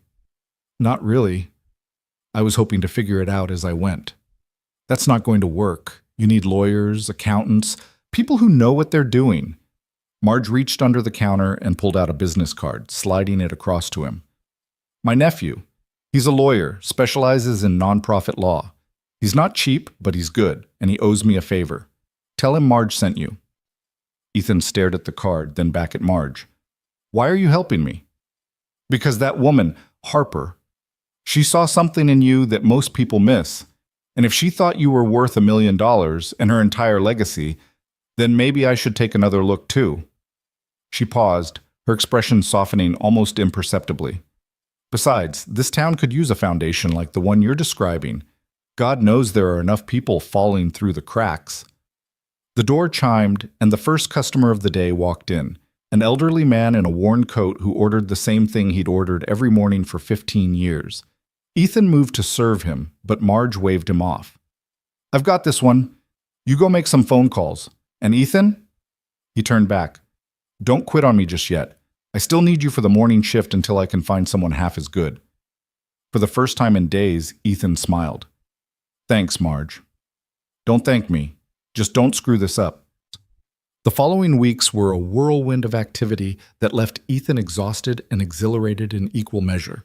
Marge's nephew, a sharp-eyed attorney named David Chen, took on the legal work of establishing the foundation with an enthusiasm that surprised Ethan. This is exactly the kind of project I got into nonprofit law to do, David said during their first meeting, spreading documents across the conference table in his downtown office. Most of my clients want to set up vanity foundations, tax shelters disguised as charity, ways to put their names on buildings without actually helping anyone. But this? He tapped the mission statement Ethan had drafted. This is real. This could actually make a difference. The paperwork was staggering. Articles of incorporation, bylaws, tax exemption applications, board member requirements. Ethan spent hours in David's office, learning terminology he'd never heard before, signing documents he barely understood, trusting that the process was moving in the right direction. You'll need a board of directors, David explained during one of their sessions. At least 3 people to start, ideally more. They'll provide oversight, help with fundraising, lend credibility to the organization. Do you have anyone in mind? Ethan thought about it. Victoria Chen, the lawyer who handled Harper's estate. She knew Harper better than almost anyone, and she seemed to care about what happened to the foundation. Good choice. Anyone else? Marge Whitmore. She owns the cafe where I work, where Harper used to come every morning. She's practical, no nonsense, and she knows this community better than anyone. David nodded approvingly. That's a solid start. One more, ideally someone with financial experience. A banker, an accountant, someone who can keep an eye on the money side of things. The third board member came from an unexpected source. Mrs. Patterson, upon hearing about Ethan's plans during one of their daily handoffs of Mason, revealed that she had spent 30 years working as a bookkeeper before retiring. I may be old, she said, fixing Ethan with her sharp gray eyes, but my mind is still sharp enough to spot a numerical discrepancy at 50 paces. If you need someone to make sure the money goes where it's supposed to, I'm your woman. Mrs. Patterson, I couldn't ask you to. You're not asking. I'm offering. That woman, Harper, she sounded like someone special, and if this foundation is going to honor her memory, then it needs to be run properly. No cutting corners, no sloppy bookkeeping, no room for anyone to question where the funds are going. Ethan felt something loosen in his chest, a tension he hadn't known he was carrying. Thank you, he said. Really, thank you. Don't thank me yet. I'm a hard taskmaster. Ask my late husband. A ghost of a smile crossed her face. Actually, don't ask him. He's been dead for 12 years, but if he were here, he'd tell you I don't suffer fools or sloppy math. With the board assembled, the foundation began to take shape. Ethan worked every spare moment, mornings at the cafe, afternoons in meetings with David and potential partners, evenings drafting program proposals and budgets while Mason did homework at the kitchen table. Dad, what's a grant application? Mason asked one night, peering over Ethan's shoulder at the laptop screen. It's how you ask people for money to do good things. Like when I ask you for ice cream money? Ethan laughed. Sort of. Except instead of ice cream, we're asking for money to help people who don't have homes or jobs or enough food to eat. Mason thought about this. That sounds more important than ice cream. It is, buddy. A lot more important. But you could still get ice cream too, right? Like after you help the people. Maybe, if there's money left over. I hope there's money left over, Mason said seriously. Ice cream is pretty important too. The foundation's first office was a donated space above a dry cleaning shop on the same block as the cafe. It was small, barely bigger than Ethan's apartment, with water-stained ceiling tiles and windows that rattled in the wind. But it was theirs, and when Ethan stood in the empty room for the first time, he felt something he hadn't felt in years: hope. Victoria Chen helped him order the furniture, a few desks, some filing cabinets, a conference table that had seen better days. Mrs. Patterson took charge of setting up the accounting systems, arriving each day with a briefcase full of ledgers and a no-nonsense attitude that terrified the vendors who tried to overcharge. Marge, true to form, contributed in her own way, sending over coffee and leftover pastries from the cafe, offering gruff advice about dealing with difficult people, and occasionally showing up unannounced to inspect the progress. Not bad, she said during one such visit, looking around the office with a critical eye. Needs more plants. Places like this always need more plants. Makes it feel less like a prison. I'll add it to the list, Ethan said. See that you do. She paused at the door, looking back at him with an expression that was almost proud. You're really doing this, aren't you? Actually making it happen. Trying to. Harper would be proud of you, for what it's worth. Coming from Marge, those words meant more than any amount of funding or official recognition. 3 months after the lawyers had walked into the cafe, the Harper Lane Foundation officially opened its doors. The launch event was modest, just a gathering of the people who had helped make it happen, plus a few local journalists who had heard about the mysterious homeless heiress and the single father who had inherited her fortune. Ethan gave a short speech, his voice only shaking a little as he told Harper's story and explained the foundation's mission. Harper Lane spent the last 2 years of her life living among people society had forgotten, he said, gripping the podium to steady his hands. She wanted to understand what it felt like to be invisible, to be overlooked, to be treated as less than human. She found out, and it nearly destroyed her. He paused, looking out at the small crowd. Mason was in the front row, wearing his golden crane pendant, watching his father with wide, serious eyes. But she also found something else. She found that kindness exists, even in the darkest places. She found that some people will help you without expecting anything in return. She found that connection, real, human connection, is possible even when you have nothing. His voice caught, and he had to stop for a moment to compose himself. Harper left me $1 million and a letter asking me to build something good. This foundation is my answer to that request. We're going to help homeless women, struggling single parents, anyone who feels invisible and alone. We're going to see people the way Harper wanted to be seen, as human beings deserving of dignity and respect. And we're going to honor her memory by creating the kind of world she wanted to live in. The applause was modest but genuine.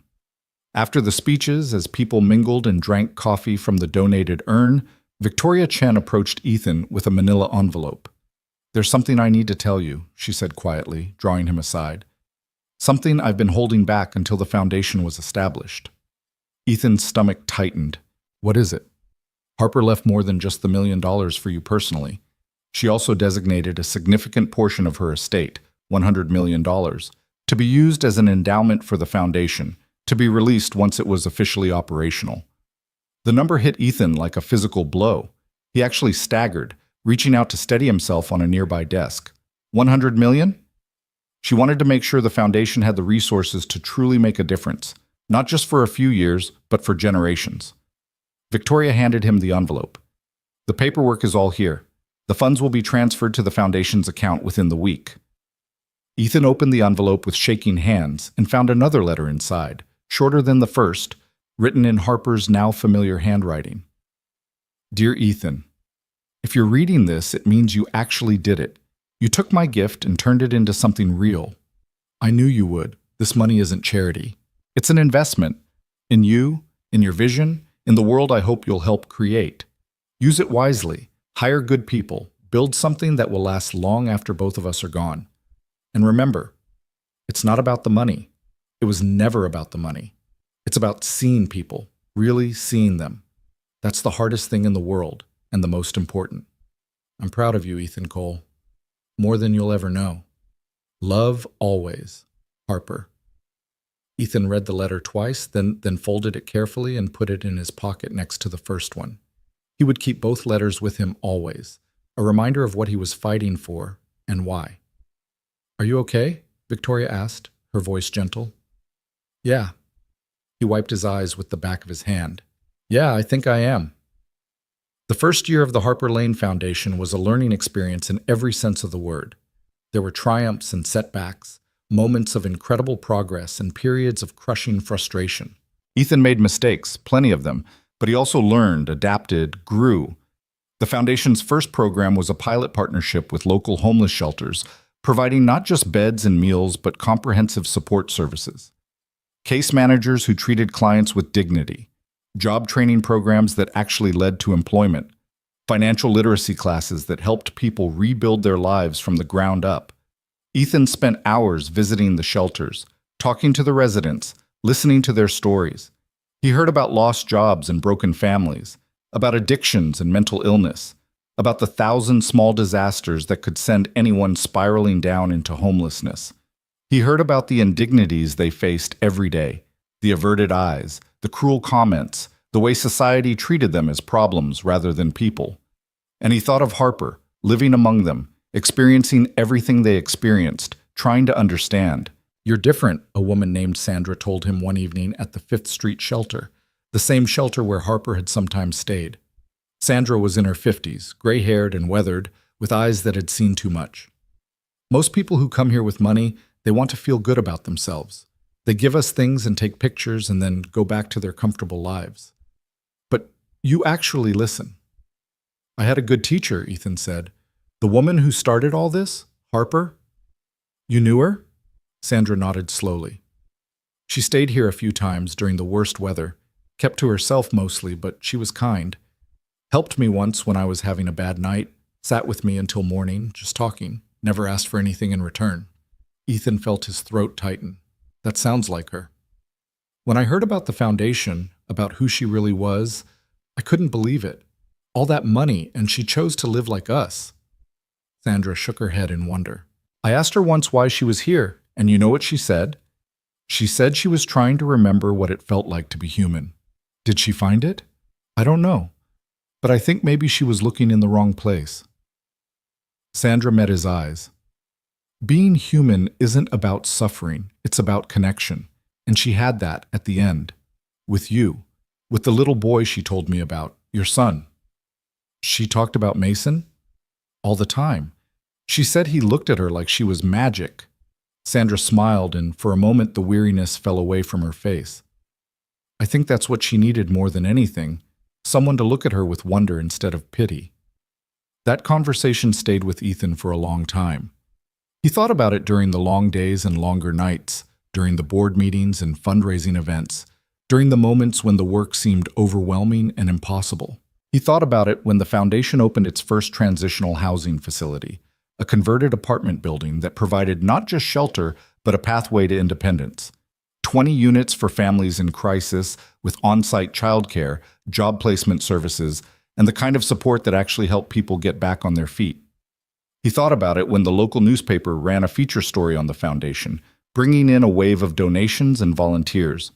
When the mayor's office called to discuss a citywide partnership.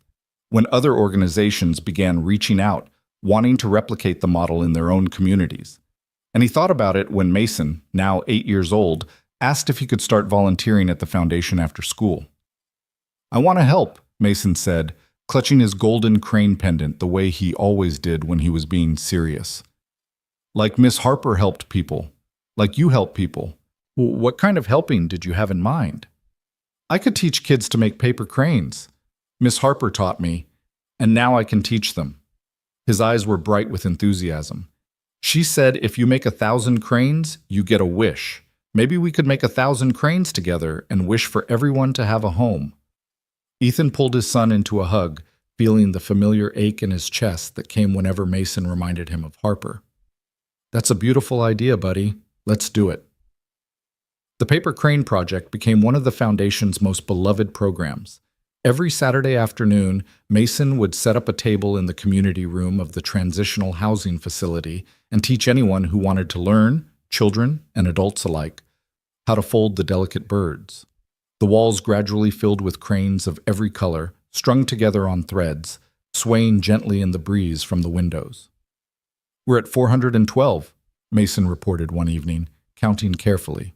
588 more and we get our wish. "What are you going to wish for?" Ethan asked. Mason thought about it, his face screwed up in concentration. "I'm going to wish that Miss Harper can see us, so she knows we're doing what she wanted." "I think she already knows, buddy. But I want to make sure.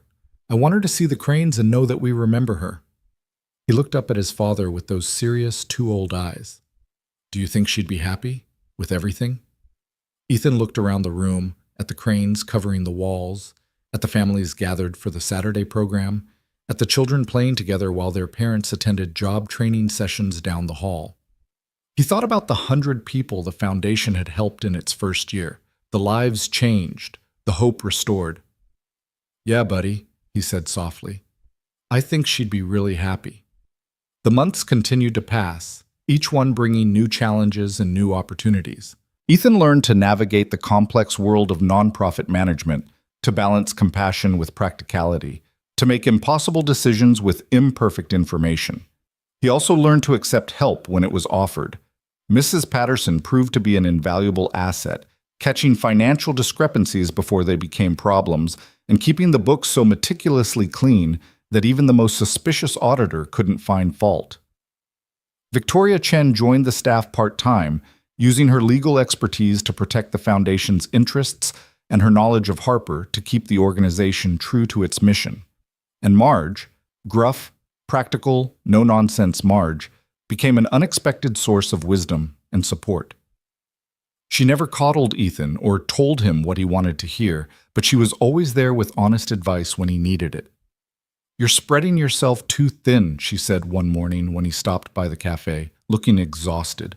"You can't help anyone if you run yourself into the ground." "There's so much to do, so many people who need help. And there will always be more. That's the nature of this work. You have to pace yourself or you'll burn out and be no good to anyone."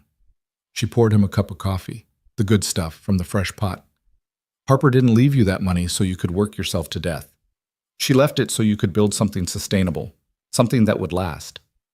"I know, it's just hard to slow down when you can see how much need there is." Marge nodded, her expression softening slightly. "You know what I think? I think you're trying to make up for all the years you felt helpless. All those years when you wanted to help people but didn't have the resources. Now you have the resources, and you're trying to help everyone all at once." Ethan stared at her. "When did you become a therapist?" 40 years of listening to customers complain.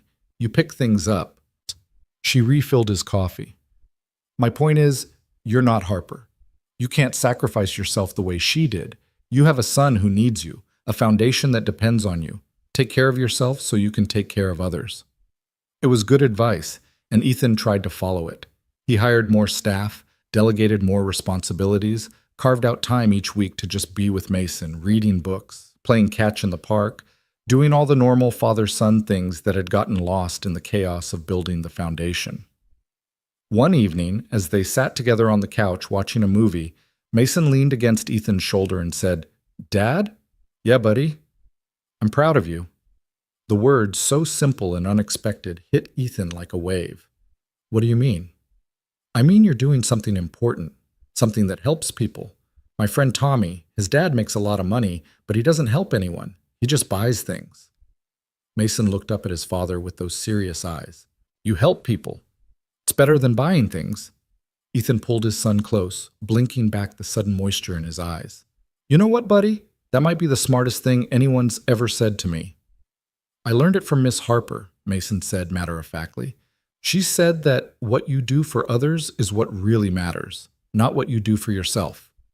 She was a wise woman. I know, that's why I still wear her crane every day. He touched the golden pendant at his chest. So I can remember to be wise too. As the Foundation's first anniversary approached, Ethan began planning a memorial event for Harper. He wanted to do something special, something that would honor her memory and celebrate everything the Foundation had accomplished in her name. The event was held at the Transitional Housing Facility, in the community room now decorated with over 700 paper cranes. Residents past and present gathered alongside staff, volunteers, and community members. Victoria Chen gave a speech about the Harper she had known. Brilliant, complicated, searching for something she couldn't name.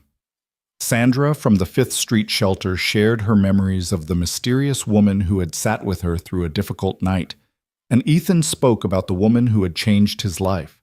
The woman who had taught him that kindness was never wasted, that seeing people truly was the most important thing anyone could do. Harper Lane could have done anything with her fortune, he said, looking out at the crowd. She could have lived in luxury, surrounded by yes-men and sycophants. Instead, she chose to live among the forgotten, to understand their struggles, to see the world through their eyes. And in the end, she chose to leave her legacy to a stranger who had done nothing more than offer her coffee and toast. He paused, gathering himself. I didn't deserve her trust. I was just a guy working a minimum-wage job, trying to raise my son, barely keeping my head above water. But Harper saw something in me that I couldn't see in myself. She believed in me before I believed in myself. And her belief, her gift, has allowed us to help hundreds of people in this first year alone.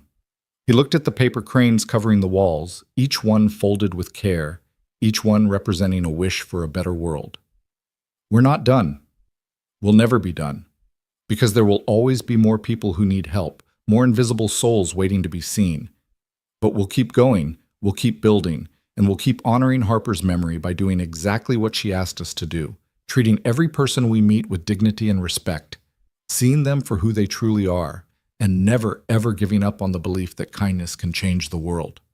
The applause was thunderous, echoing off the walls, shaking the paper cranes on their strings. And somewhere in the midst of it all, Ethan felt something he hadn't felt in a very long time: peace. After the event, as the guests were leaving and the staff was cleaning up, Mason tugged on Ethan's sleeve. Dad, can we go somewhere? Where, buddy? To visit Miss Harper. I want to show her the cranes. Ethan's heart clenched. They hadn't visited Harper's grave since the funeral, which had been a small, private affair attended only by her lawyers and a few distant relatives who had come out of obligation rather than affection. It's late, buddy. Are you sure? Please. I've been saving something. I want to give it to her. Ethan looked at his son, at the golden crane around his neck, at the determined set of his jaw, and nodded. Okay, let's go. The cemetery was quiet at this hour, the last light of day fading into purple dusk. They walked together through the rows of headstones until they found the one marked with Harper's name, Harper Elaine Lane, March 15th, 1979, January 23rd, 2024. She saw the world as it could be. Mason knelt down and pulled something from his pocket. A paper crane, but not just any crane. This one was covered in tiny handwritten words, so small you had to squint to read them. I wrote messages, Mason explained, from all the people at the foundation, everyone who wanted to say thank you to Miss Harper. I put them all on the crane so she could read them. He set the crane gently at the base of the headstone, arranging it just so. Hi, Miss Harper, he said, his voice soft but clear. It's me, Mason. I hope you can hear me wherever you are.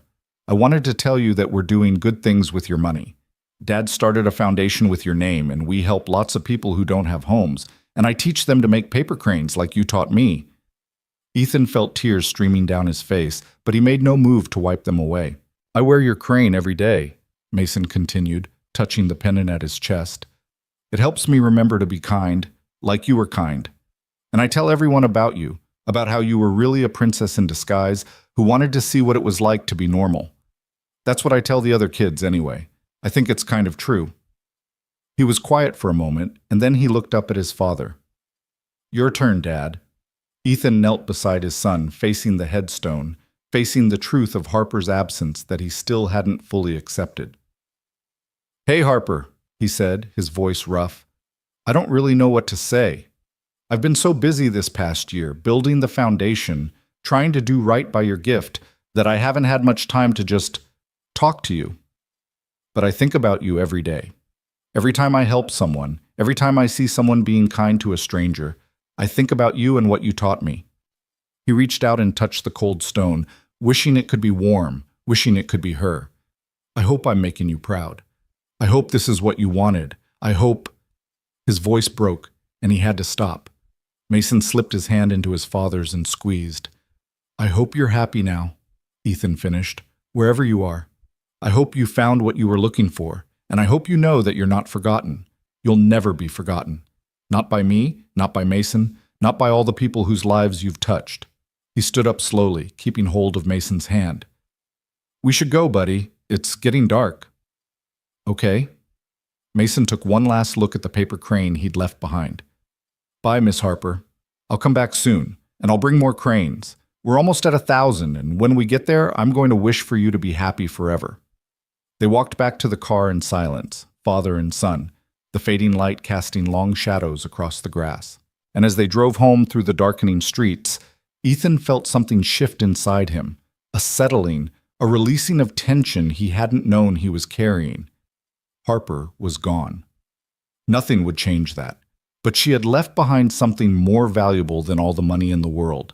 She had left behind a legacy of kindness, and Ethan would spend the rest of his life making sure that legacy lived on. The drive home from the cemetery was quiet, the kind of silence that settles between two people who have shared something profound and don't need words to acknowledge it. Mason fell asleep in the back seat before they were halfway home, his hand still clutching the golden crane pendant, his breathing soft and even. Ethan glanced at him in the rear-view mirror and felt that familiar surge of love mixed with terror that parenthood seemed to be made of. The knowledge that this small person depended on him for everything, and the constant fear that he might somehow fail. But tonight, the fear was softer than usual. Tonight, after visiting Harper's grave, after seeing the paper crane covered in grateful messages from the people the foundation had helped, Ethan felt something closer to peace than he had in a very long time. He carried Mason up to their apartment, a real apartment now, a 2-bedroom on the 3rd floor of a decent building, paid for with money he had actually earned rather than scraped together from the margins of survival. Mason stirred when Ethan laid him on his bed but didn't wake, just mumbled something unintelligible and burrowed deeper into his pillow. Ethan stood in the doorway for a long moment, watching his son sleep, thinking about all the nights he had stood in the same position in their old place, terrified about how he was going to pay the rent, how he was going to keep food on the table, how he was going to give Mason anything resembling a normal childhood.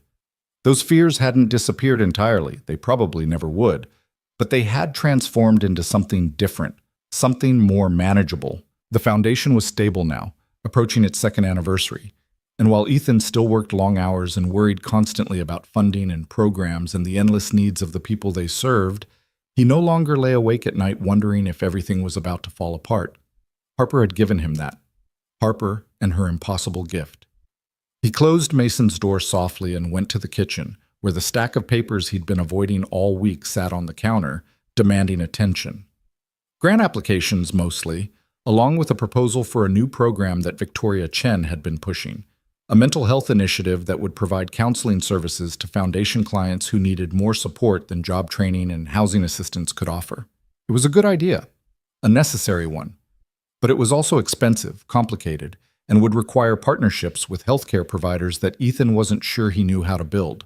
He sat down at the table and pulled the papers toward him, but his mind kept drifting back to the cemetery, to Mason's voice saying, "Bye, Miss Harper," to the paper crane covered in messages from people whose lives had been changed by a woman they'd never met. The phone rang, startling him out of his reverie. He glanced at the clock, nearly 10 p.m., and frowned. Late calls were rarely good news. "Hello? Ethan, it's Victoria. I'm sorry to call so late, but there's something I need to tell you, something important." Her voice had that careful quality it got when she was trying not to alarm him, which of course alarmed him immediately. "What's wrong?" "Nothing's wrong, exactly. It's just..." She paused, and he heard her take a breath.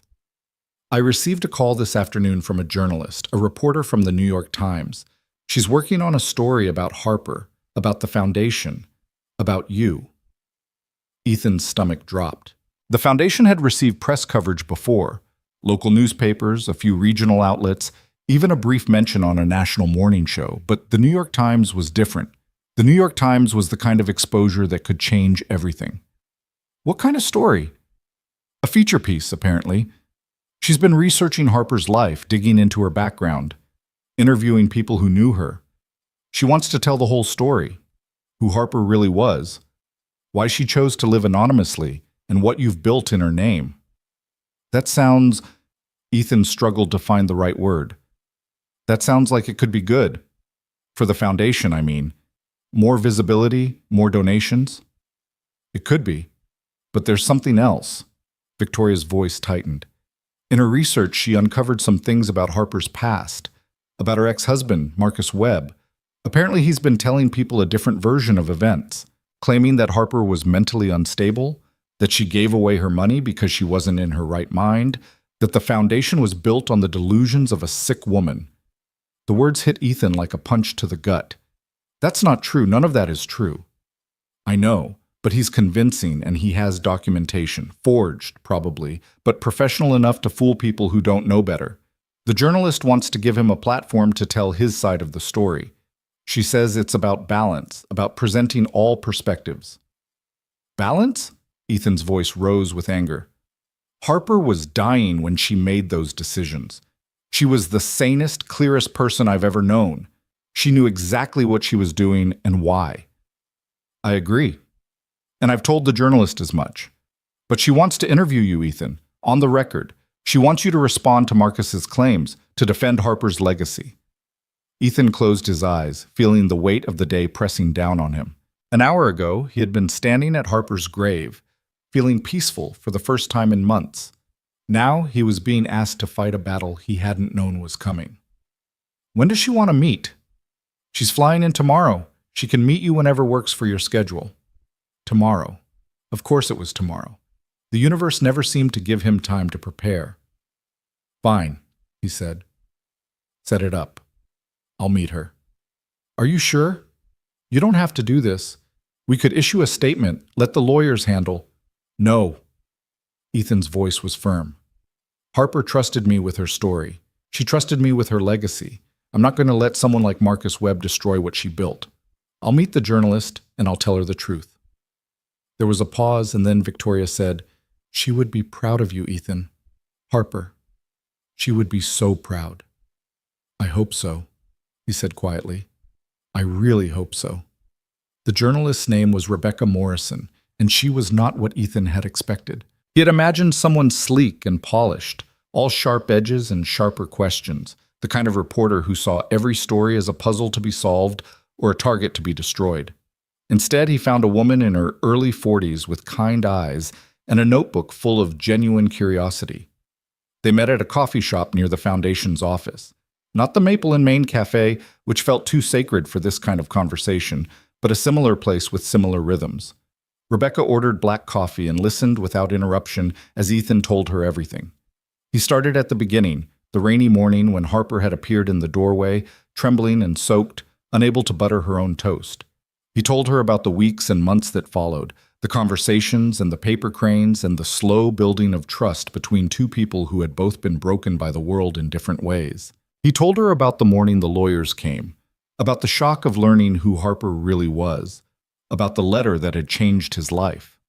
He told her about building the foundation, about the people they'd helped, about Mason's paper crane project and the 1,000 wishes they were working toward. And then he told her about Harper herself, not the heiress, not the mysterious homeless woman, but the person. The woman who loved Chopin and Russian novels, who made up stories about pigeons, who had lost faith in humanity and found it again in the most unlikely of places.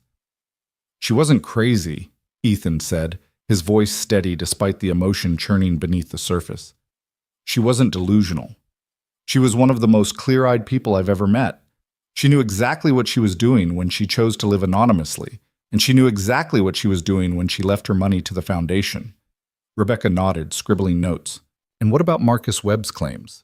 He says Harper was suffering from severe depression, that she made irrational financial decisions, that the foundation was essentially built on the whims of a mentally ill woman. Ethan felt anger flare in his chest, but he kept his voice calm. Marcus Webb is a con artist who stole $40 million from a vulnerable woman and is now trying to discredit her memory because he's afraid the truth will make him look bad. Harper was depressed, yes. She was dying of cancer and had been betrayed by everyone she trusted. But depression didn't make her irrational. It made her honest. It stripped away all the pretense and left only what really mattered, which was connection, being seen, treating people with dignity. Ethan leaned forward. Harper spent the last 2 years of her life trying to understand what it felt like to be invisible. And you know what she learned? That the world is cruel to people who have nothing. That most of us walk past suffering every single day without even noticing. But she also learned that kindness exists, that there are people who will help you without expecting anything in return. That's what the foundation is built on. Not delusion. Hope. Rebecca was quiet for a moment, her pen still. You really loved her, didn't you? The question caught Ethan off guard. He had never put those words to what he felt for Harper, had never allowed himself to examine it too closely. I don't know if love is the right word, he said slowly. I cared about her. I respected her. I saw her for who she really was, not who her money said she should be, and I think— He paused, searching for the truth.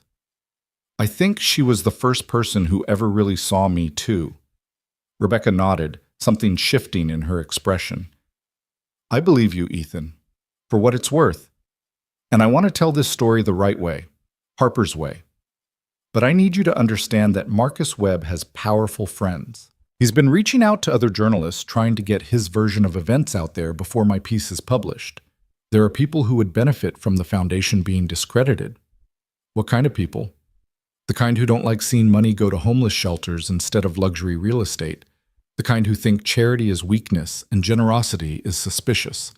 The kind who have built their entire lives on the premise that people only act in their own self-interest.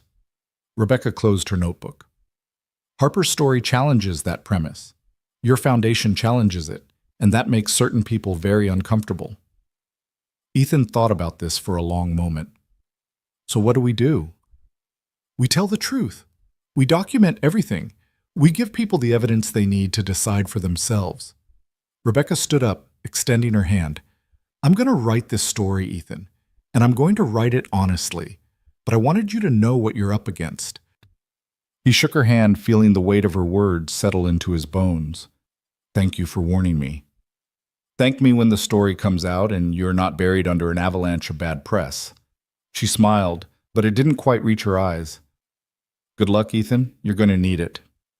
The next few weeks were a blur of activity, meetings with lawyers, strategy sessions with Victoria and the board, long conversations with Mrs. Patterson about how to protect the foundation's financial reputation.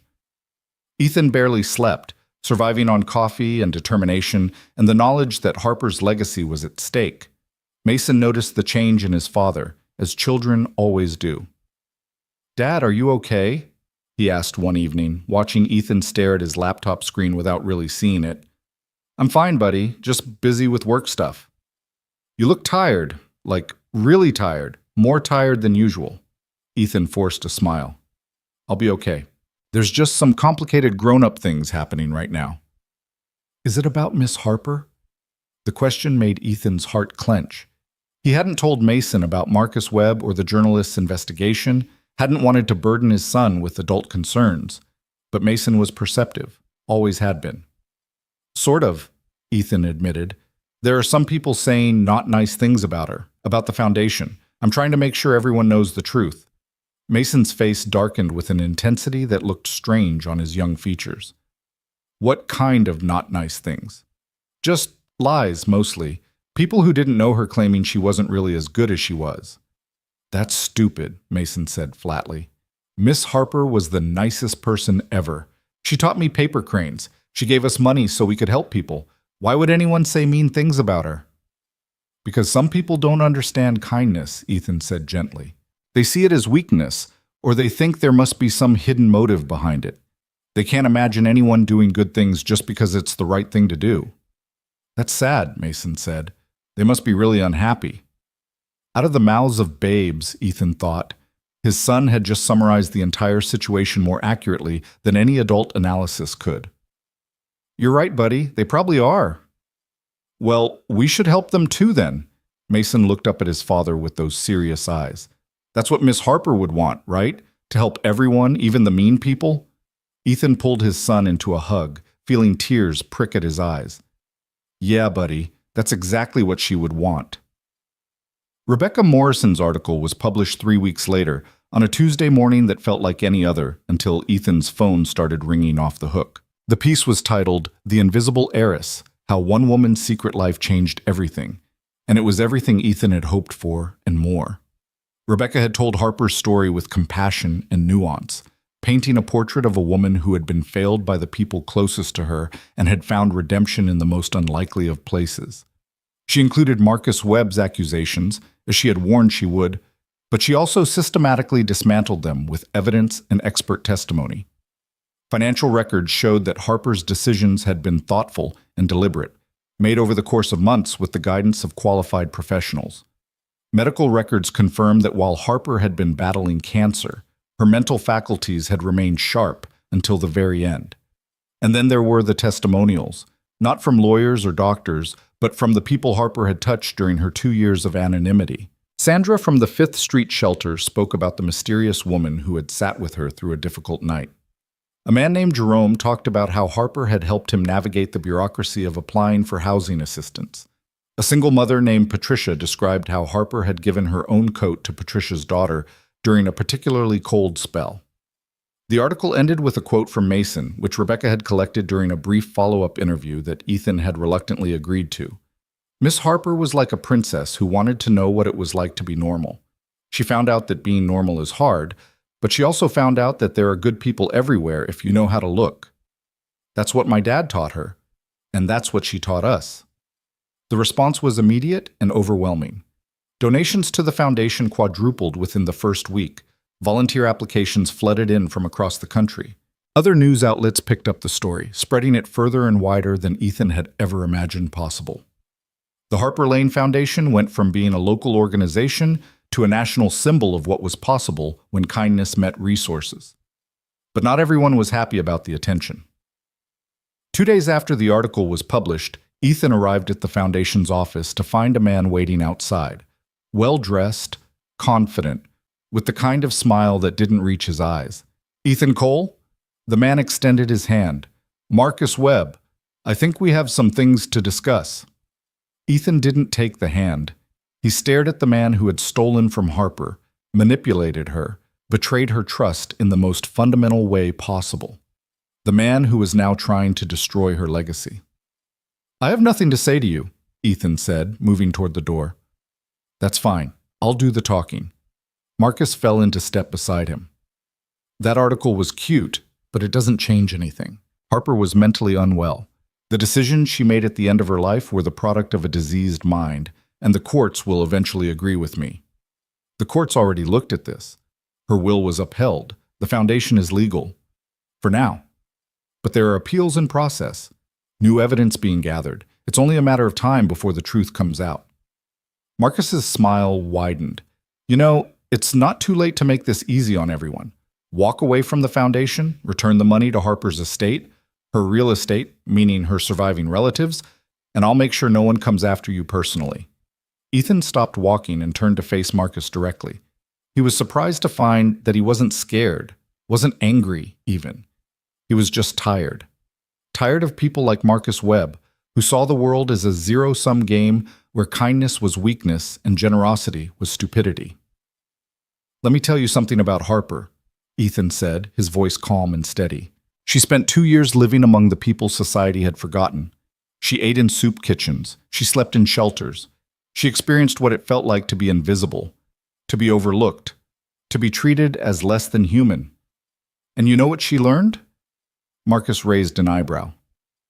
"Enlighten me." "She learned that people like you are the reason the world is broken. People who take and take and take, who see other human beings as resources to be exploited. She spent her whole life surrounded by people like you, and it nearly destroyed her."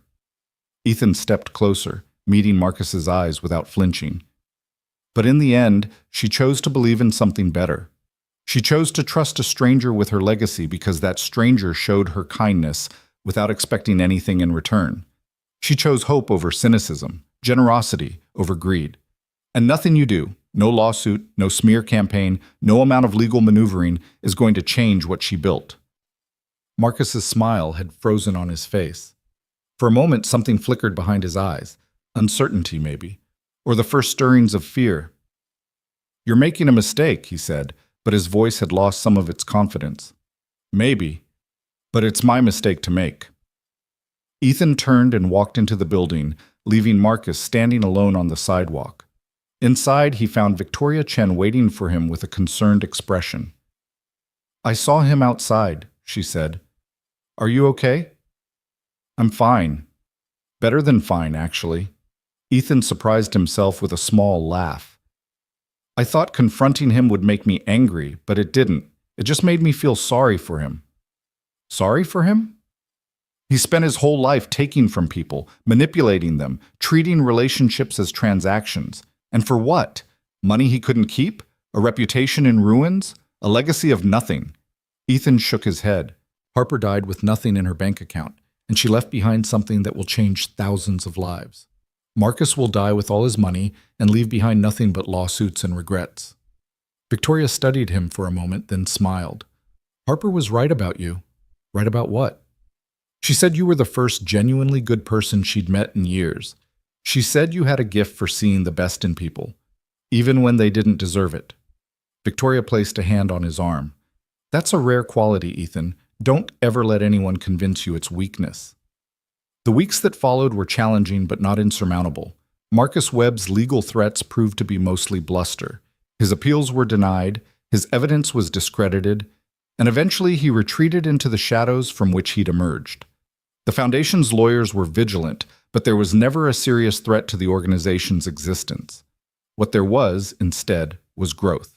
The national attention brought not just donations but partnerships, other nonprofits wanting to collaborate, corporations looking for meaningful ways to give back, government agencies interested in replicating the Foundation's model.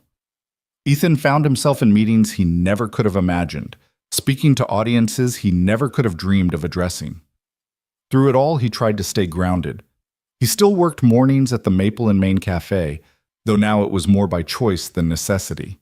He still cut toast the way Harper had liked it, butter all the way to the edges, and he still treated every customer with the same respect and attention he'd always shown. "You know you don't have to keep doing this," Marge said one morning, watching him work with the same critical eyes she'd always had. "You're running a multi-million-dollar foundation. You could hire someone to make coffee." "I know, but I like it here."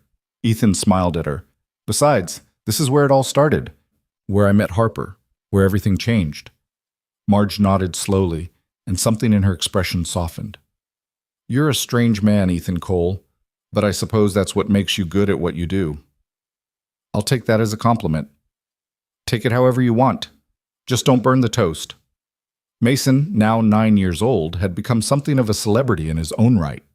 The Paper Crane Project had expanded beyond the foundation, spreading to schools and community centers across the city. Children everywhere were folding cranes and writing wishes, inspired by the story of the homeless princess and the single father who had changed her life. "Dad, we did it!" Mason burst through the apartment door one afternoon, his face flushed with excitement. "We counted all the cranes at the foundation, and guess what? We have 1,047. That's more than 1,000. Ethan set down the report he'd been reading and pulled his son into a hug. "That's amazing, buddy. What are you going to wish for?" Mason grew suddenly serious, that familiar look of intense concentration crossing his young face. "I've been thinking about it a lot. At first I wanted to wish for Miss Harper to come back, but that's not how wishes work. You can't bring people back. No, you can't. So then I thought about wishing for us to have $1 million more, but we already have enough money to help people, so that seemed wasteful. Very practical of you. And then I thought about wishing for world peace, but that seemed too big. Like, how would one wish even do that?" Ethan smiled, marveling at the way his son's mind worked. "So what did you decide?" Mason looked up at him with those serious, too old eyes. I wish that everyone would learn to see each other. Really see, like you saw Miss Harper, and like she saw you. Because if everyone could do that, I think all the other stuff, the peace and the helping and the kindness, would just happen naturally. Ethan felt tears prick at his eyes for what seemed like the 100th time since this journey began. His son, at 9 years old, had grasped something that most adults never figured out. That's a beautiful wish, buddy, the best one I've ever heard. You think it'll work? I think it already is working. Every person we help at the foundation, every crane that gets folded, every act of kindness that spreads from one person to another, that's the wish coming true, one small piece at a time. Mason considered this, then nodded with satisfaction. Good. Because I worked really hard on all those cranes, and it would be sad if they didn't do anything. They're doing something, Ethan assured him. They're doing more than you know. That evening, after Mason was in bed, Ethan sat at the kitchen table with Harper's 2 letters spread out before him. He had read them so many times that he knew them by heart, but he still liked to look at her handwriting, to trace the curves of her letters, to feel connected to her in some small way. I hope you can see this, he said quietly, speaking to the empty room, to the memory of a woman who had changed everything. I hope you can see what we've built, what your gift has become. He thought about the foundation's 2nd anniversary, approaching fast, about the thousands of people they'd helped, about the paper cranes covering the walls of the community center, each one representing a wish for a better world. Mason made a wish today, he continued, a good one. He wished that everyone would learn to see each other, the way we saw each other. I think you would have liked that. He paused, listening to the silence of the apartment, the soft sounds of Mason sleeping in the next room. I still miss you, Harper. I think I always will. But I'm not sad anymore. Or at least not only sad. I'm grateful. For the time we had. For the gift you gave me. For the chance to become someone better than I was. He folded the letters carefully and placed them back in the drawer where he kept them, next to the golden crane pendant's original box and a few other treasures from his life before and after Harper. Thank you, he whispered, for everything. And though the room was empty and silent, Ethan could have sworn he felt something, a warmth, a presence, a sense that somewhere, somehow, Harper Lane was watching over them, still seeing them, still believing in them, just as she always had. The years moved forward the way years do, sometimes slow, sometimes impossibly fast, marked by milestones and ordinary moments that blurred together into the fabric of a life being lived. Ethan watched his son grow from a serious 9-year-old into a thoughtful teenager, and then into a young man with his mother's eyes and his father's stubbornness.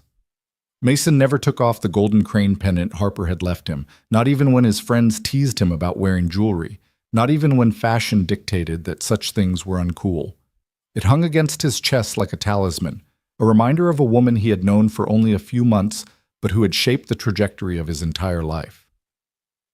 The Harper Lane Foundation grew alongside Mason, expanding from its humble beginnings above the dry cleaning shop into a national organization with offices in 12 cities and a staff of over 200 people.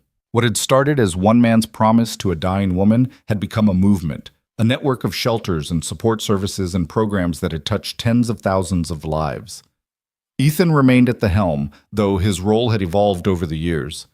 He no longer made coffee at the Maple and Main Cafe every morning, though he still stopped by regularly, unable to entirely let go of the place where everything had begun.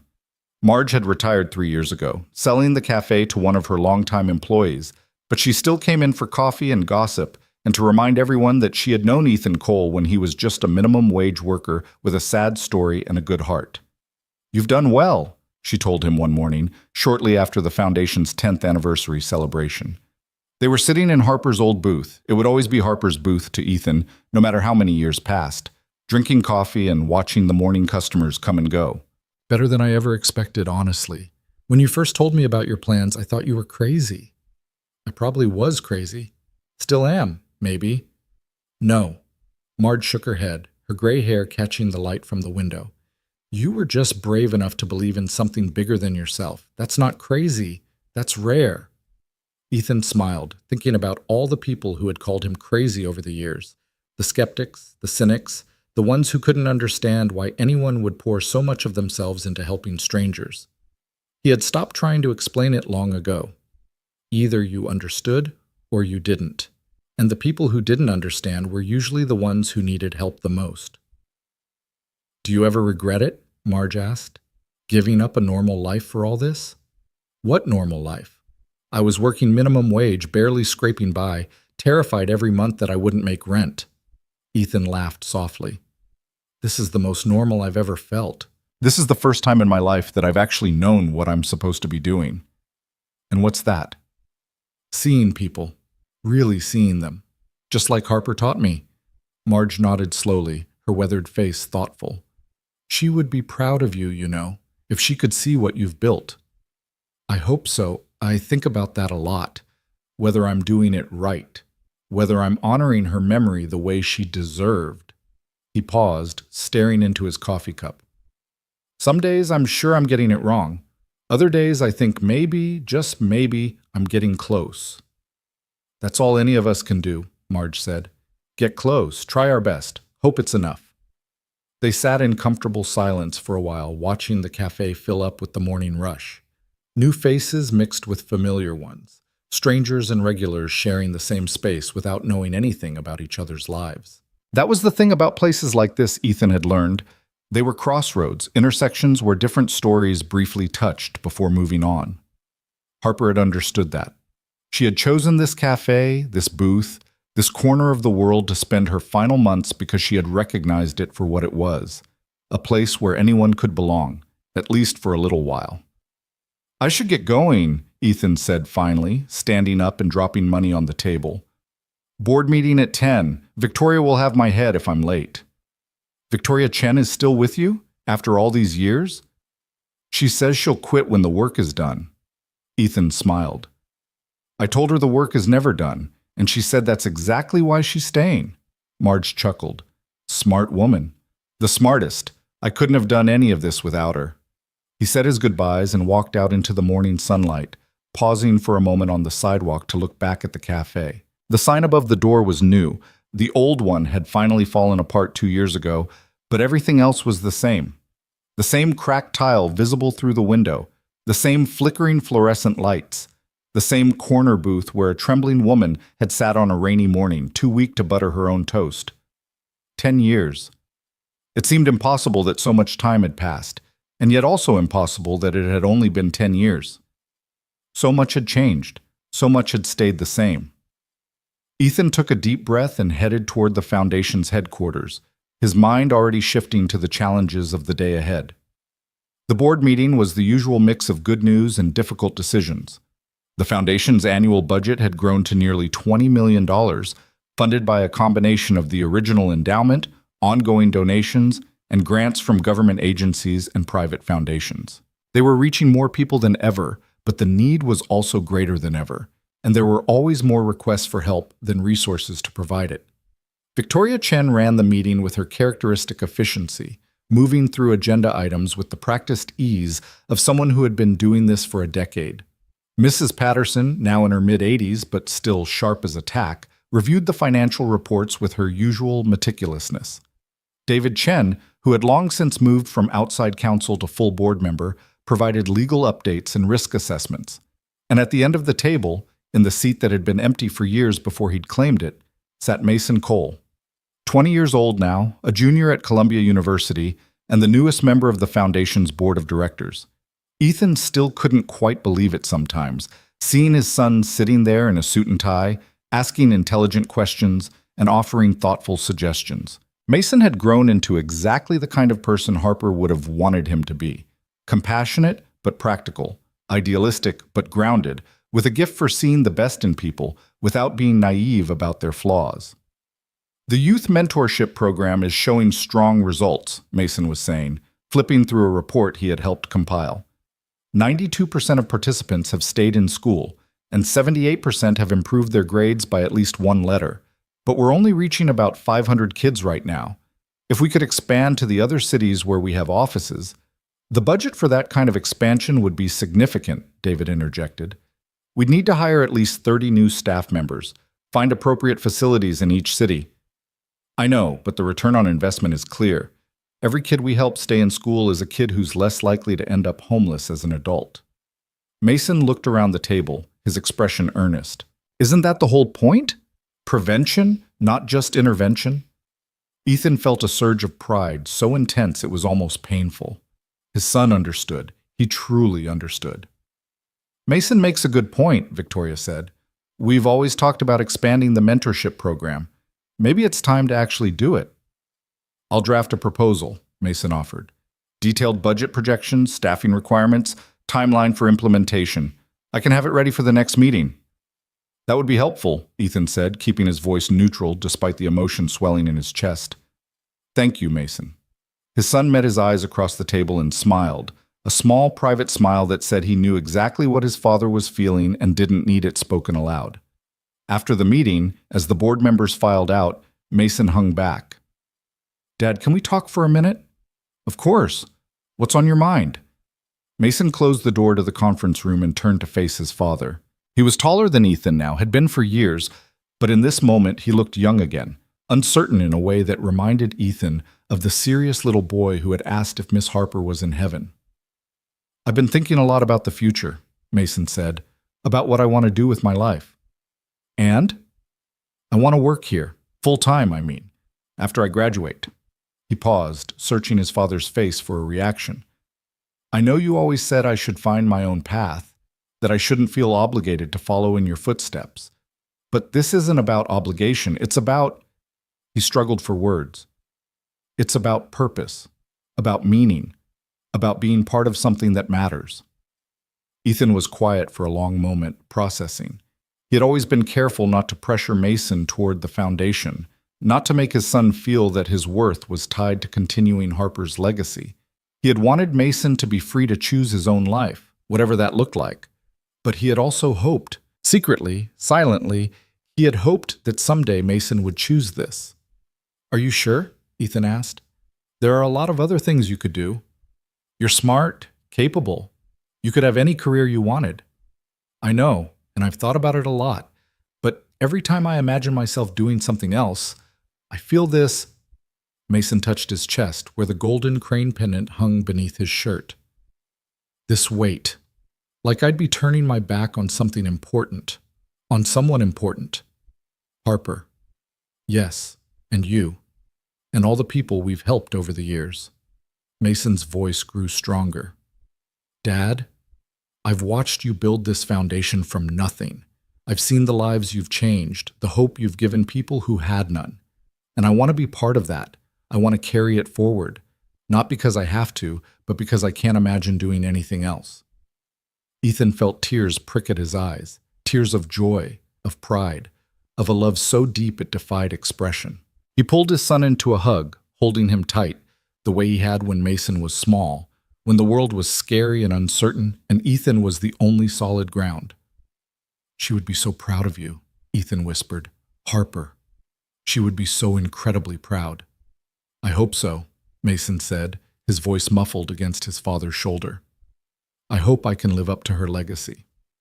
You already have, buddy. You already have. The Foundation's 15th anniversary approached with the inevitability of all things. Faster than expected, slower than it seemed. Plans were made for a celebration, a gala event that would bring together donors and staff and the thousands of people whose lives had been touched by Harper Lane's gift. But Ethan had other plans as well. Plans that he had been thinking about for years, ever since Mason first expressed interest in taking over the foundation. Plans that he had never spoken aloud until now. You want to do what? Victoria stared at him across her desk, her composure cracking for the first time in years. I want to step back, not all the way. I'll stay on the board, stay involved in major decisions, but I want to hand over the day-to-day operations. I want to train the next generation to carry this forward without me. And by next generation, you mean Mason. Not just Mason. There's a whole team of young leaders who have grown up in this organization, who understand its mission and values. They're ready. It's time. Victoria was quiet for a long moment, her sharp eyes studying him with an intensity that made Ethan feel like she was reading his thoughts. You're not dying, are you? She asked finally. Because if this is some dramatic reveal, Ethan laughed. No, I'm not dying. He paused, searching for the right words. Harper gave me a second chance. She trusted me with her legacy when I was at my lowest point. And I've spent 15 years trying to honor that trust, to build something worthy of her gift. I think I've done that. I think it's time to let others take the lead. And what will you do? You're not exactly the retirement type. No, Ethan agreed, but I want to go back to basics, back to what started all of this. I want to spend time actually working with the people we serve, not just managing the organization that serves them.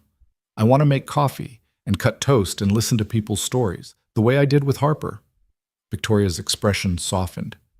You miss it. The simple work. I do. More than I realized until recently.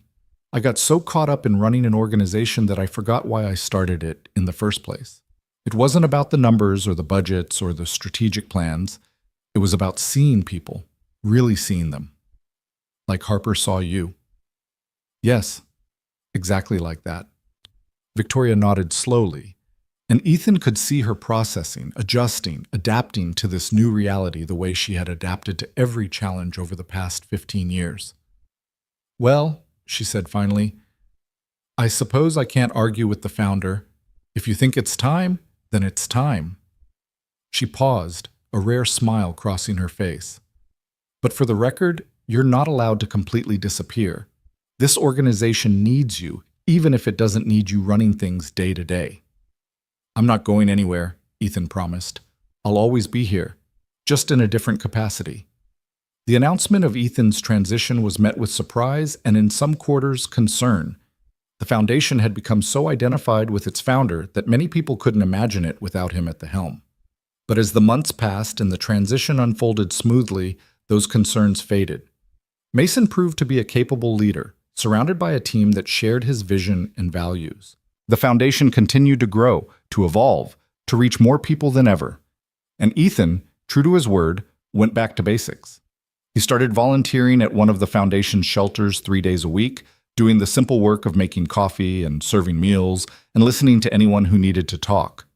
It was humbling, in a way, to go from running a national organization to washing dishes and folding laundry, but it was also deeply satisfying.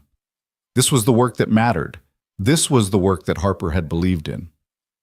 One morning, about 6 months after his transition, Ethan was setting up the shelter's breakfast service when a young woman walked through the door. She was in her early 20s, thin and exhausted with the hollow look of someone who had run out of options. She reminded him, with a sharp pang, of Harper. Hi there, Ethan said gently. Can I help you with something?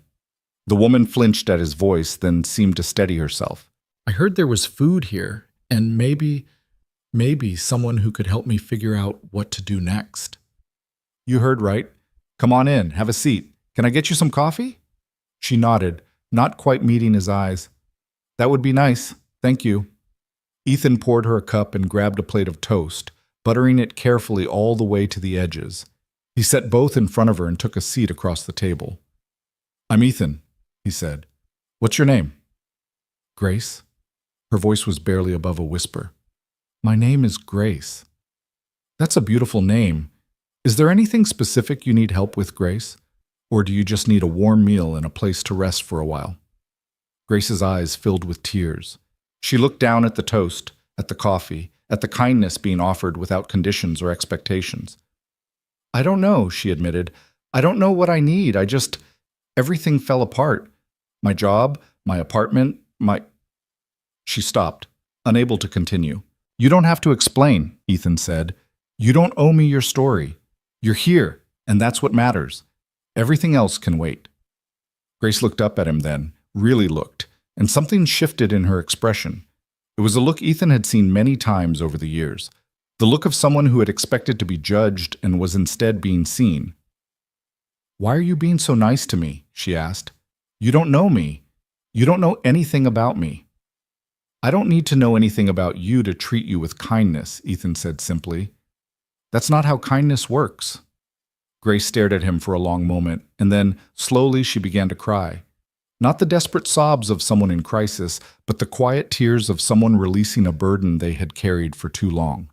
Ethan sat with her while she cried, not saying anything, not trying to fix anything, just being present. It was what Harper would have wanted. It was what he had learned from her all those years ago when she had taught him that sometimes the most powerful thing you can do for another person is simply see them. When Grace's tears finally subsided, she picked up the toast and took a bite. Her eyes widened slightly. "This is really good," she said, surprised. Ethan smiled. "The secret is buttering it all the way to the edges. A friend taught me that." They must have been a good friend. "The best. I still miss her every day." Grace nodded, as if she understood something that hadn't been said. They sat together in comfortable silence, eating and drinking, watching the morning light stream through the windows. And in that moment, Ethan felt Harper's presence more strongly than he had in years. Not as a ghost or a memory, but as something more fundamental, a thread woven through his life, connecting past and present and future. She was in the toast he had buttered, in the coffee he had poured, in the kindness he had shown to a stranger who needed it. She was in everything he did and everything he was, and she always would be. 5 years later, on a quiet winter day, Ethan Cole drove to the cemetery where Harper Lane was buried. He was 62 years old now, his hair more gray than brown, his body showing the wear of decades of hard work and harder worry. But his eyes were still kind, and his heart was still full. Mason was with him, as he often was for these visits. At 25, Mason had grown into the leader Ethan had always known he could be, thoughtful, compassionate, wise beyond his years. Under his guidance, the Harper Lane Foundation had expanded to 30 cities across the country and had helped over 100,000 people find their way back from the margins of society. They walked together through the rows of headstones until they reached the familiar marker, Harper Elaine Lane. March 15, 1979, January 23, 2024. She saw the world as it could be. The grave was well tended, the grass trimmed, fresh flowers in the vase that the foundation maintained. But today, Ethan had brought something different. He reached into his coat pocket and pulled out a small package wrapped in brown paper. Inside was a thermos of coffee, black, 2 sugars, exactly the way Harper had liked it, and a piece of toast, buttered all the way to the edges. Mason watched as his father knelt down and placed the offerings at the base of the headstone, just as they had done so many times before. "Hey, Harper," Ethan said softly. "It's been a while since I came by myself. Mason's usually with me, but today I wanted some time alone with you. I hope that's okay." The wind stirred the bare branches of the trees overhead, and somewhere in the distance, a bird called out. "I have some news. I'm retiring. Really retiring this time, not just stepping back. Mason's ready, more than ready, and there's a whole team of amazing people who will carry this forward. The foundation is in good hands. Your legacy is safe." He paused, his throat tightening with emotion. "I've been thinking a lot lately about that morning you walked into the cafe, about how scared you looked, how broken. I didn't know anything about you, not who you were, not what you'd been through, not what you were hiding. I just saw a person who needed help, and I helped." He touched the cold stone, tracing the letters of her name. "You changed my life, Harper. You gave me purpose when I had none. You believed in me when I couldn't believe in myself. You taught me that kindness matters, that seeing people matters, that the small things we do for each other can ripple out in ways we can never imagine." The tears came then, as they always did when he visited her grave. He didn't try to stop them. "I never told you this, but I loved you. Not romantically, though maybe a little of that too, but in a deeper way. You were the best friend I ever had, even though we only knew each other for a few months. You saw something in me that no one else could see, and you trusted me with everything you had." He wiped his eyes with the back of his hand. "I hope I made you proud. I hope I did right by your gift. I hope, wherever you are, you can see what we've built, what you've built, through me and Mason and all the people you've touched." He stood up slowly, his knees protesting after so long on the cold ground. "I'll keep coming back. As long as I'm able, I'll keep bringing you coffee and toast. It's the least I can do." Mason came up beside him and slipped his hand into his father's, just as he had done when he was a little boy. "She knows, Dad," Mason said quietly. "She's always known." Ethan nodded, squeezing his son's hand. "Yeah," he said. "I think she does." They stood together in the winter silence, father and son, looking at the grave of a woman who had changed their lives in ways they were still discovering. And then, as the sun began to set and the first stars appeared in the darkening sky, Mason spoke. "Do you think she knows?" Ethan looked at his son, saw the earnestness in his eyes, the golden crane pendant glinting at his chest. "Knows what, buddy?" "That we reached it. The 1,000 cranes. We actually made it to 1,000 cranes and then kept going. The foundation has helped over 100,000 people now. That's like..." Mason paused, doing the math in his head. "That's like 100 wishes. 100 different chances for the world to get a little bit better." Ethan felt something warm bloom in his chest, something that felt like hope, like love, like the presence of a friend he would never stop missing. "Yeah," he said softly. "I think she knows." They walked back to the car together as the darkness settled around them, leaving behind the coffee and toast, the flowers and memories, the love that transcended death and time. And if either of them had looked back at that moment, they might have seen something impossible, a paper crane, delicate and white, drifting down from nowhere to land gently on Harper's headstone. But they didn't look back. They didn't need to. Some things you just know without seeing. The drive home was quiet, filled with the comfortable silence of two people who had said everything that needed to be said. When they pulled up to Ethan's house, a modest place in a quiet neighborhood, not much different from the apartment where he'd raised Mason all those years ago, Mason turned to his father with an expression of deep seriousness. "Dad, I want to tell you something." "What is it?" "I'm going to have a baby. Sarah and I, we just found out." A smile broke across Mason's face, transforming him into the excited little boy Ethan still saw sometimes beneath the surface. "You're going to be a grandfather." The news hit Ethan like a wave, sweeping away everything else. A grandfather. He was going to be a grandfather. "Mason, that's..." He couldn't find the words. "That's wonderful. That's the best news I've heard in..." He stopped, overwhelmed. "We've already picked a name," Mason said. "If it's a girl, we want to call her Harper." The tears came again, but this time Ethan didn't even try to wipe them away. He pulled his son into a fierce hug, holding on as if he would never let go. "She would love that," he managed. "She would absolutely love that." "I know. That's why we chose it." Mason pulled back, his own eyes bright with emotion. "We want her to grow up knowing the story, knowing what one person's kindness can do, knowing that she carries the legacy of someone who changed the world." Ethan nodded, unable to speak. "And Dad, I want you to be there. For everything. The birth, the first steps, the first words, all of it. I want Harper to know her grandfather. I want her to learn from you the way I learned from you." "I'll be there," Ethan promised, his voice rough with emotion. "Nothing could keep me away." That night, alone in his house, Ethan sat at the kitchen table with Harper's letters spread out before him. He had read them so many times over the years that the paper was soft and worn, the creases threatening to tear. But he handled them carefully, reverently, as he always did. "You're going to have a namesake," he said to the empty room. "Mason's having a baby girl, and they're calling her Harper. Can you believe it?" He imagined her smile, that rare, radiant smile that had transformed her face on the few occasions she'd let herself feel joy. "I wish you could meet her. I wish you could see everything that's happened, everything that your gift made possible. But I think..." He paused, choosing his words carefully. "I think maybe you can. I think maybe you've been watching all along." He folded the letters and put them away, then went to the window and looked up at the stars. "Thank you, Harper," he whispered, "for everything, for the coffee and the conversations and the paper cranes, for believing in me, for showing me what it means to really see someone." The stars twinkled silently in the vast darkness, offering no response but needing none. "I'll keep my promise," Ethan continued. "I'll keep seeing people. I'll keep treating them with kindness. And I'll make sure Harper, little Harper, knows your story, knows what you taught me, knows that the smallest act of kindness can change the world."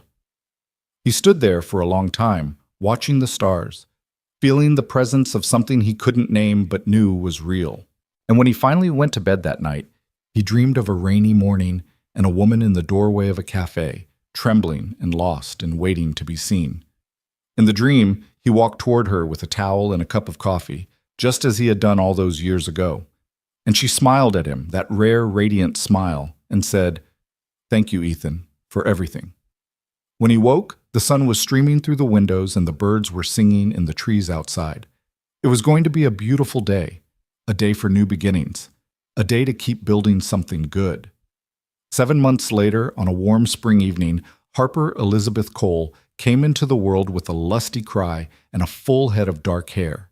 Ethan was there in the hospital waiting room when Mason emerged, exhausted and elated, to deliver the news. "She's perfect, Dad. Absolutely perfect." They went to see her together, the tiny miracle wrapped in a pink blanket, eyes squeezed shut, fingers curled into impossibly small fists. Sarah looked tired but radiant, beaming at her husband and father-in-law with a joy that needed no words. "Do you want to hold her?" Sarah asked. Ethan nodded, not trusting his voice.